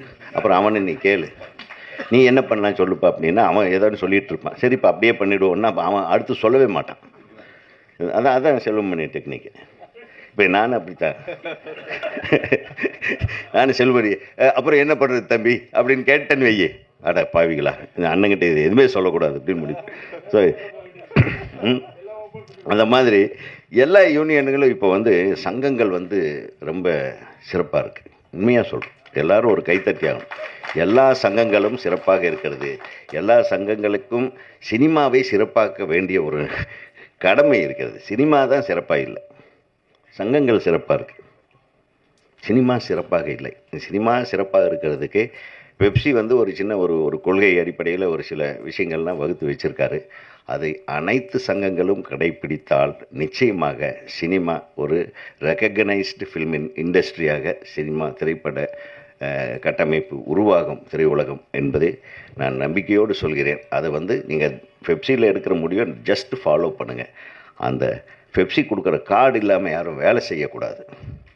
அதை வந்து உறுதிப்படுத்தினாவே நம்மளுடைய அமைப்பும் சரி, நம்ம சினிமாவும் சரி ஒரு அமைப்புக்குள்ளே வந்துடும், சினிமா சிறப்பாக இருக்கும் என்று கூறி, இந்த சங்கத்தின் தேர்தலில் வெற்றி பெற்று ஏற்கனவே வெற்றி வகை சூடி பாராட்டு விழா நடந்து கொண்டிருக்கும் எங்கள் அருமை தம்பி கோபி அவர்களுக்கும் அண்ணன் உமாசங்கர் அவர்களுக்கும், எங்கே அவர் அண்ணே வாங்க அண்ணே நீங்கள் தான் அண்ணே சிரித்த முகத்தழகன், அப்புறம் என்னுடைய அன்பு தம்பி திரு அசோக் மேத்தா அவர்களுக்கும், இணை செயலாளர்கள், துணைத் தலைவர்கள், அனைத்து செயற்குழு உறுப்பினர்கள் அனைவருக்கும் எனது மனமார்ந்த வாழ்த்துக்களை தமிழ்நாடு திரைப்பட இயக்குநர்கள் சங்கத்தின் சார்பாக நான் கூறிக்கொண்டு, இந்த ஆண்டு நிறைய விருதுகள் பட்டியலை பார்த்தேன். விருதுகள் பெற்றிருக்கின்ற அனைத்து எடிட்டிங் நிபுணர்களுக்கும் எனது மனமார்ந்த வாழ்த்துக்களை தெரிவித்துக் கொண்டு, அதே மாதிரி இவர் அண்ணன் இப்போ கலைமாமணி ஆயிருக்கார், அவருக்கு ஒரு மிகப்பெரிய கரகோஷம் கொடுத்து அவர் பாராட்டுவதை திரைப்பட இயக்குநர்கள் சங்கம் பெருமை கொள்கிறது. நீங்கள் ஒற்றுமையாக செயல்பட வேண்டும் என்று வாழ்த்தி விடைபெறுகிறேன். நன்றி, வணக்கம். சம்மேளன தலைவர் திரு ஆர்.கே. செல்வமணி சார் உங்கள்கிட்ட பேசுவாங்க. நம்ம சங்க சார் அப்புறம் போட்டுட்டு பேசுகிறோம். நம்ம எல்லாம் ரெடி ஆகிடும். அப்புறம்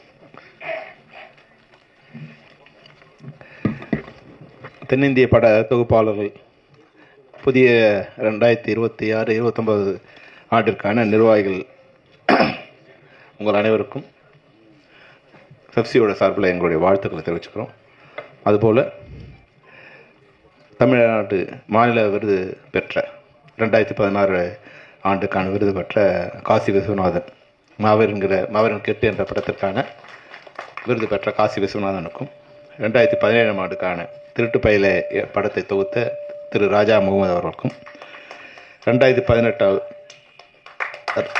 ராட்சசன் திரைப்படத்தை படத்தொகுப்பாளர் சான் லோகேஷ் அவர்களுக்கும், 21ஆம் ஆண்டிற்கான விருது பெற்ற பிரவீன் இவர்களுக்கும், அதாவது நம்ம மாநகரம் சொன்னாங்க, மாநாடு திரைப்படம் தான் முதல்ல அந்த டைமை வந்து டைம் லைனில் எப்படி வந்து ஒரு மேஜிக் பண்ணுறதுங்கிறது வந்து எனக்கு தெரிஞ்சு தமிழ் திரைப்படத்தில் மாநாடு திரைப்படம் தான் முறையாக தமிழ் திரைப்படத்தை அறிமுகப்படுத்தி. ஸ்பெஷல் தேங்க்ஸ் டு ஸ்பெஷல் வாழ்த்துக்கள் டு பிரவீன். அது மாதிரி 2022ஆம் ஆண்டுக்கான உலகமை திரைப்படத்தின் படத்தொகுப்பாளர் திரு சுரேஷ் அரசு அவர்களுக்கும் நம்முடைய பெப்சியின் சார்பாக வாழ்த்துக்களை தெரிவித்துக் கொள்கின்றோம். அதுபோல் 50 ஆண்டுக்கு மேலாக படத்தொகுப்பாளர் சங்கத்திற்கும் சம்மேளனத்துக்கும் இடையராது பணி செய்து வருகின்ற உமாசங்கர் பாபு அவர்களுக்கும் பெப்சி சார்பில் எங்களுடைய வாழ்த்துக்களை தெரிவிச்சுக்கிறோம். உண்மையில் வந்து பெப்சிக்கு வந்து படத்தொகுப்பாளர் சங்கம் ஒரு முக்கியமான அங்கமாக அதனுடைய தகுதிக்கு விட அதிகமாக பங்களித்து, அவங்களுடைய சக்திக்கு அதிகமாக பங்களித்து இன்றைக்கி பெப்சியில் வந்து நிறைய ஒர்க்கு மாநில அளவுலனா அசோக் மேத்தாவும் பாபுவும் நம்ம கோபியும் முன்னாடியே இருந்த நம்ம பழனியும், அது நேஷ்னல் லெவல்லனா இது சாமிநாத் சார் சொன்ன மாதிரி எதுவாக இருந்தாலும் நாங்கள் வந்து திரு உமாசங்கர் பாபு பேர் சொல்லி அதை வந்து செட் பண்ணி, ஏன்னா வந்து 50 வருஷமாக இருக்கிறதால அந்த லிங்க் கிடச்சிடும். லாஸ்ட் இயர் நம்ம வந்து மாநாடு மேதின மாநாடு நடத்தும் போது கூட எல்லாரையும் ஒருங்கிணைச்சதில் வந்து உமாசங்கர் பாபுவோட பங்கு வந்து மிகப்பெரிய பங்கு. அதனால் இப்போ நீங்கள் புதுசாக நிர்வாகம் தேர்ந்தெடுக்கப்பட்டிருக்கு. இது 2026-29 மிக சிறப்பாக பண்ணணும். நீங்கள் அசோக் மேத்தா சொன்னார் பேசும்போது 2 விஷயம். உண்மையிலே வந்து இப்போ டைரக்டர்ஸ் என்ன பண்ணுறாங்கன்னா, கேமரா வந்து நான் வந்து எங்களுக்கு கொடுக்கும்போது அந்த ரோல் எவ்வளோ ரோலு, நாங்கள் வந்து நான் 90 ரோல் சொன்னேன், அப்புறம் 75 ரோல். அப்போ ஃபஸ்ட்டு தெரியாது இல்லையா, ஸ்டார்ட் கேமரா சொன்னால் ஜாலியாக ஸ்டார்ட் கேமரா கிளாப்பின் அப்படி யோசிச்சு கிளாப் ஸ்டார்ட் ஆக்ஷன் சொல்லுவோம். அப்புறம் போக போக சார் 50 ரோல் ஆயிடுச்சு 60 ரோல் ஆயிடுச்சு சொல்லும்போது ஸ்டார்ட் கேமரா ஆக்ஷன் அப்படின்னு வந்துடுவோம். ஏன்னா அந்த ஒரு அடி நமக்கு அதோட வேல்யூ என்னன்னு தெரியும். அப்புறம் அந்த 70-71 வரும்போது கேமரா சொல்லி அந்த ஃப்ரீஸ் மட்டும் பண்ணி ஒரு ஃப்ரேமில் மட்டும் எடுப்போம். ஏன்னா அது ஒரு ஃப்ரேம் மேலே போச்சுன்னா கூட வந்து நமக்கு வந்து ஹார்ட் அட்டாக் வந்துடும். அந்த ஃப்ரேம் ஓடும்போது நம்மளுடைய பிளட் சர்க்குலேஷன் ஆகிற மாதிரி ஆகிடும். ஆனால் இப்போ டைரக்டர்ஸ்லாம் வந்து ஸ்டார்ட் கேமரா சொன்னதோடு சரி, கட்டு யாரும் சொல்கிறதே இல்லை. அது பாட்டு ஓடிட்டே தான் இவன் போயிட்டே இருக்கான். கேமராமேன் அப்படியே கட்ஸ் எல்லாமே எடுத்து வர்றான். கட்ஸ் எல்லாமே கொண்டு வந்துட்டு அடுத்த ஷாட் வச்சுருக்காங்க. ஏன்னா அது வர்றது கூட ஏதாவது யூஸ் பண்ணிக்கலான்னு. அப்போ என்ன ஆயிடுதுன்னா, அசோக் சொன்ன மாதிரி வந்து ஃபுட்டேஜ் வந்து அதுவும் 60 மணி நேரம் இருக்குது, இதுவும் 60 மணி நேரம் இருக்குது. இப்போ யாரும் அந்த படத்தை பார்க்கறதும் இல்லை. உண்மையாகவே வந்து எந்த டைரக்டராவது தாங்கள் எடுத்த அனைத்து ரஷ்ஷையும் பார்க்குறாங்க இப்போ அப்படின்னு சொன்னால் அது வந்து உண்மையாக அது ஒரு பொய்யாக தான் இருக்கும் எனக்கு தெரிஞ்ச வரைக்கும். ஏன்னா நாங்கள் படம் பண்ணும்போது, நான் படம் பண்ண ஆரம்பிக்கும் போது ஒரு ரஷ்ஷாகவே 4 தடவை பார்ப்போம். முதல்ல வந்து அது ஒரு சந்தோஷம். ஏன்னா இங்கே உடனே வந்துடுது, சுட சுட வந்துடுறத விட அது நெகட்டிவ் வந்து அதை பிரிண்ட் போட்டு ரஷ் வந்துடுச்சான்னு கேட்டு ரஷ் அமிச்சிட்டிங்களா, ஓகே டேக் அமிச்சிங்களா எடுத்து அதை ரஷ்ஷை பார்க்கும்போது வர ஆனந்தம் இருக்கு இல்லையா, அது பிறந்த குழந்தைய அவர் கையில் எடுக்கிற மாதிரி இருக்கும். அது ஒரு ஃபீலு. அதுக்கப்புறமா வந்து அதை வந்து ஒரு ரஃப் கட் பண்ணி அதை ஒரு தடவை பார்ப்போம். அதுக்கப்புறமா வந்து ஆர்டர் பண்ணி டப் பண்ணி, அதுபோல் அதுக்கும் நமக்கும் ஒரு ஃபிசிக்கலாக வந்து ஒரு தொடர்பு இருக்கும். ஏன்னா நான் முதல்ல வந்து எடிட்டிங் அசிஸ்டண்ட்டாக தான் வந்து நான் திரைப்படத்துறையில் ஜாயின் பண்ணேன். எடிட்டர் பி கந்தசாமி சார் அவர்கிட்ட தான் வந்து நான் வந்து எடிட்டிங் அசிஸ்டண்ட்டாக இருந்தேன். அதனால் வந்து அண்ணா ஆர்வி உதயகுமார் சொன்ன மாதிரி நான் வந்து எனக்கு ஃபிலிம் சிமெண்ட்டும் தெரியும், நெகட்டிவ் ரோலும் நான் வந்து ஆர்டராக பேரல் பண்ணி அதை வந்து கட் பண்ண தெரியும். அது வந்து ஒரு 6 மாதம் 1 வருஷம் ஒர்க் பண்ணி அப்புறமா தான் மணிவண்ணன் சார்ட்டு நான் வந்து அசிஸ்டன்ட் டைரக்டர் போனேன். அப்போது படத்தொகுப்பாளர் பணி எவ்வளோ இன்றியமையாதது, முன்னாடி எவ்வளோ வந்து ஃபிசிக்கல் ஒர்க் அதிகம், மென்டல் ஒர்க்கு கம்மி. ஏன்னா வந்து ஃபுட்டேஜ் ரொம்ப கம்மியாக இருக்கும். இப்போ வந்து ஃபிசிக்கல் ஒர்க்கு கம்மி, ஆனால் மென்டல் ஒர்க் அதிகம். அதனால தான் நிறைய பேருக்கு வந்து உடம்பு சரியில்லாமல் போயிடுது. ஏன்னா 24 மணி நேரம் பார்த்துனே இருக்காங்க. பார்த்து என்ன டைரக்டர் கூட வந்து எதை சூஸ் பண்ணுறதுங்கிற வந்து ஒரு கன்ஃபியூஷன் வந்துடுது. முன்னாடி நான் கூட வந்து 5 கேமரா வச்சு ஷூட் பண்ணோம்.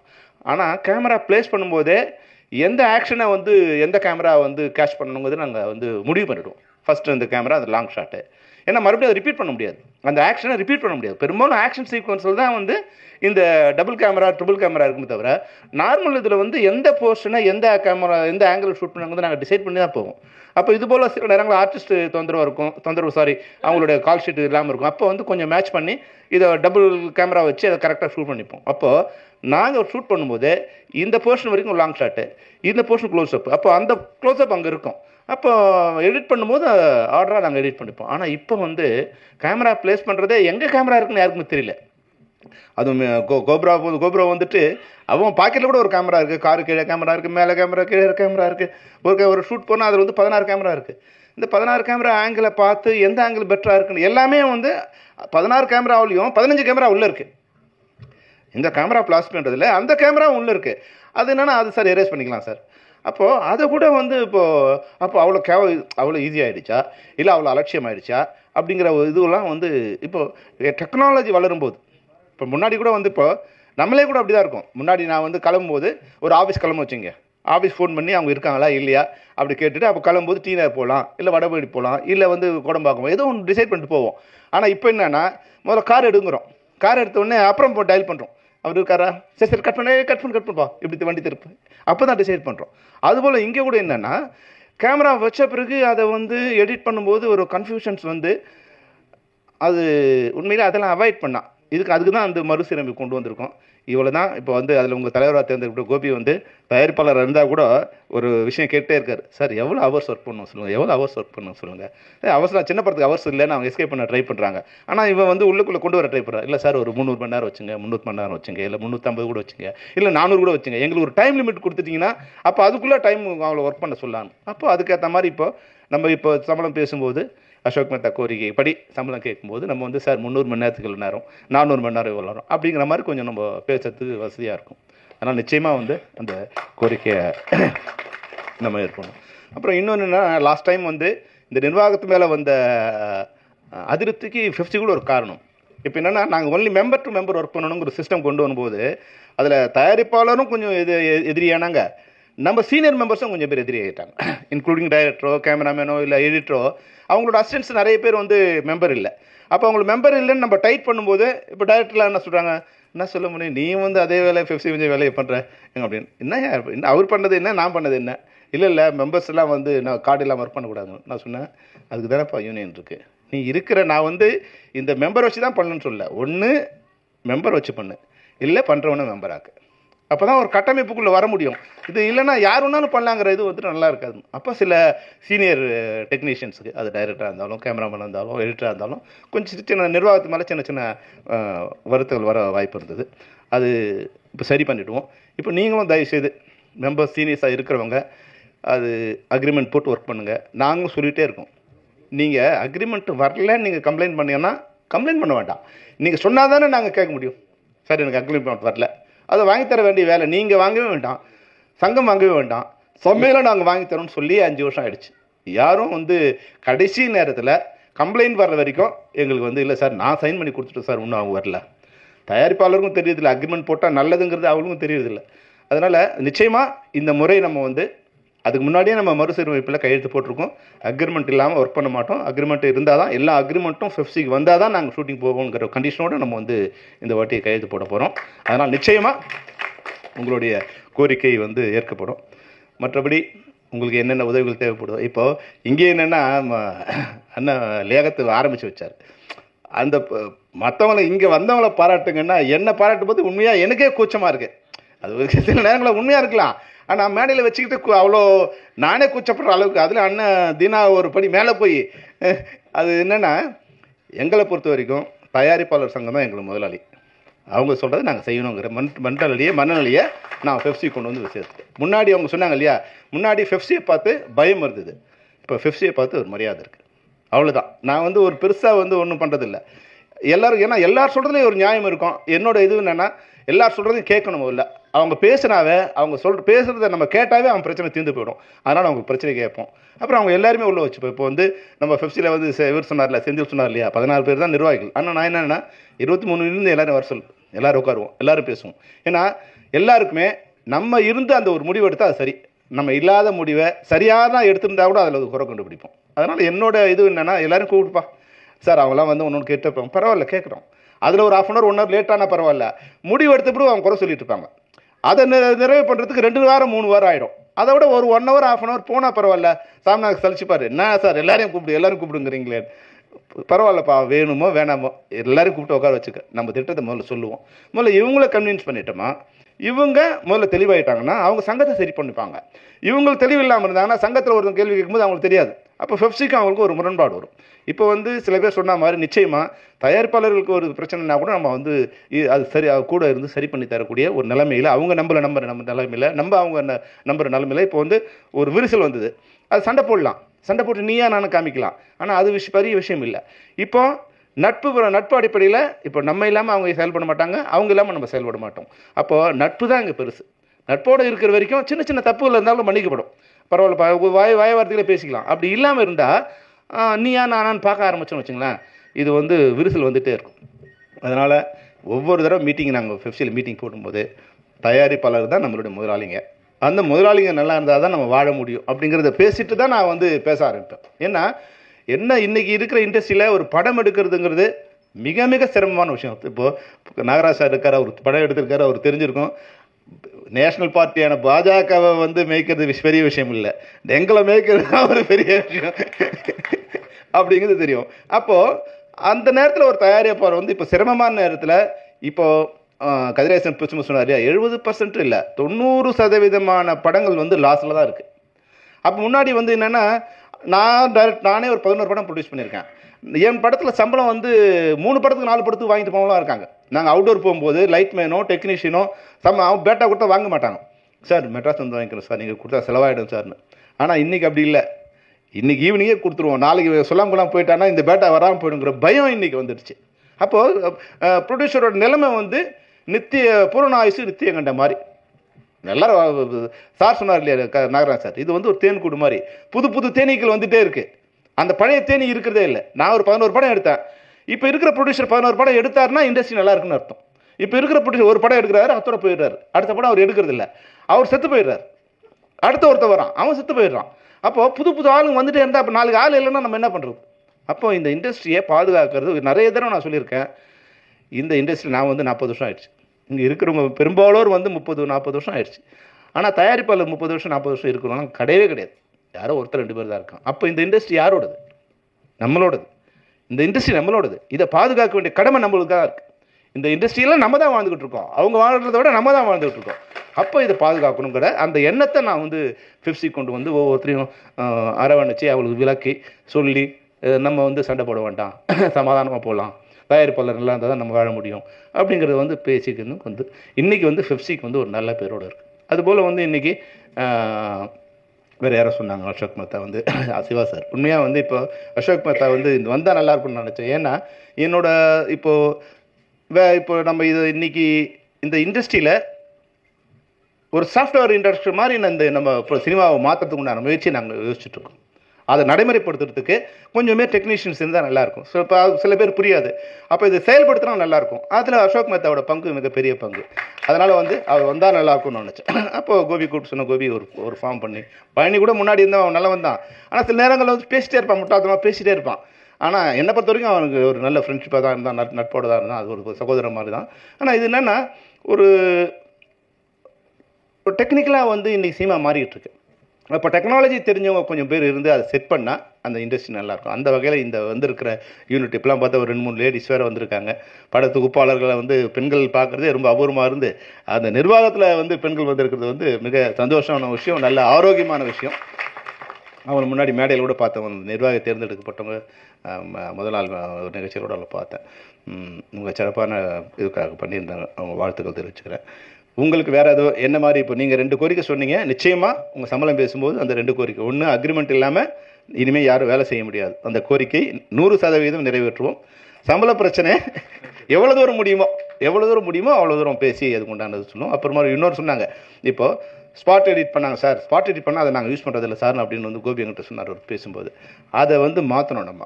ஏன்னா ஸ்பாட் எடிட் பண்ணாவே அது வந்து ஒரு 50% ஒர்க்கு முடிஞ்ச மாதிரிங்கிற ஒரு நிலையை கொண்டு வந்துட்டா நம்ம கண்ட்ரோல் இல்லாமல் யாரோ ஒர்க் பண்ணுறாங்க. ஸ்பாட் எடிட் பண்ணுறத கொஞ்சம் நம்ம தரக்குறைவாவோ இல்லை கேவலமாகவோ முன்னாடி கொஞ்சம் பேர் நினச்சிட்டு இருந்தாங்க. அது ஒரு அப்படி கிடையாது. ஸ்பாட் எடிட்டுங்கிறது வந்து ஒரு ஸ்ட்ரக்சர் பண்ணுற மாதிரி, அந்த ஸ்ட்ரக்சர் அப்படியே இதில் ஃபிட் பண்ணுற மாதிரி இருந்தால் நம்மளுடைய 50% ஆஃப் ஒர்க் குறையும்.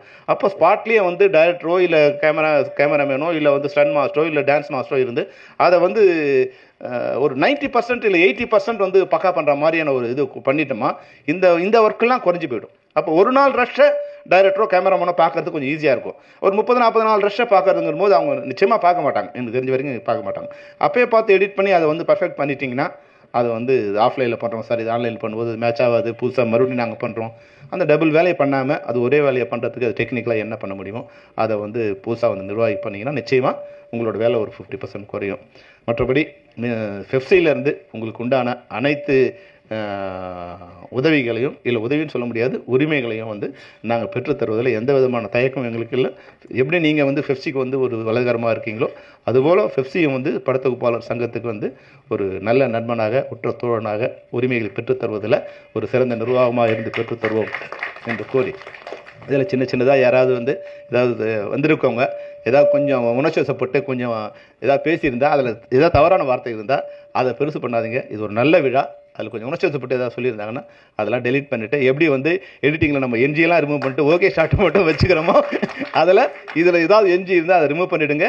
நல்ல விஷயத்தை நல்ல படமாக கொண்டு போகிறதுல வந்திருக்க பத்திரிகையாளர்களோ இல்லை நண்பர்களோ நீங்கள் எங்களுக்கு உதவி பண்ணணும்னு கேட்டு இந்த விழா மிக சிறப்பாக நடந்திருக்கு. இது வரைக்கும் இவ்வளோ நேரம் பொறுமையாக எங்கள் ஆட்கள் உட்காந்துருக்காங்க. 23 தங்கமாக வந்தோன்னே அப்படியே வந்து தொட்டு தண்ணி காலில் ஊற்றுற மாதிரி எழுந்து உட்காருவாங்க.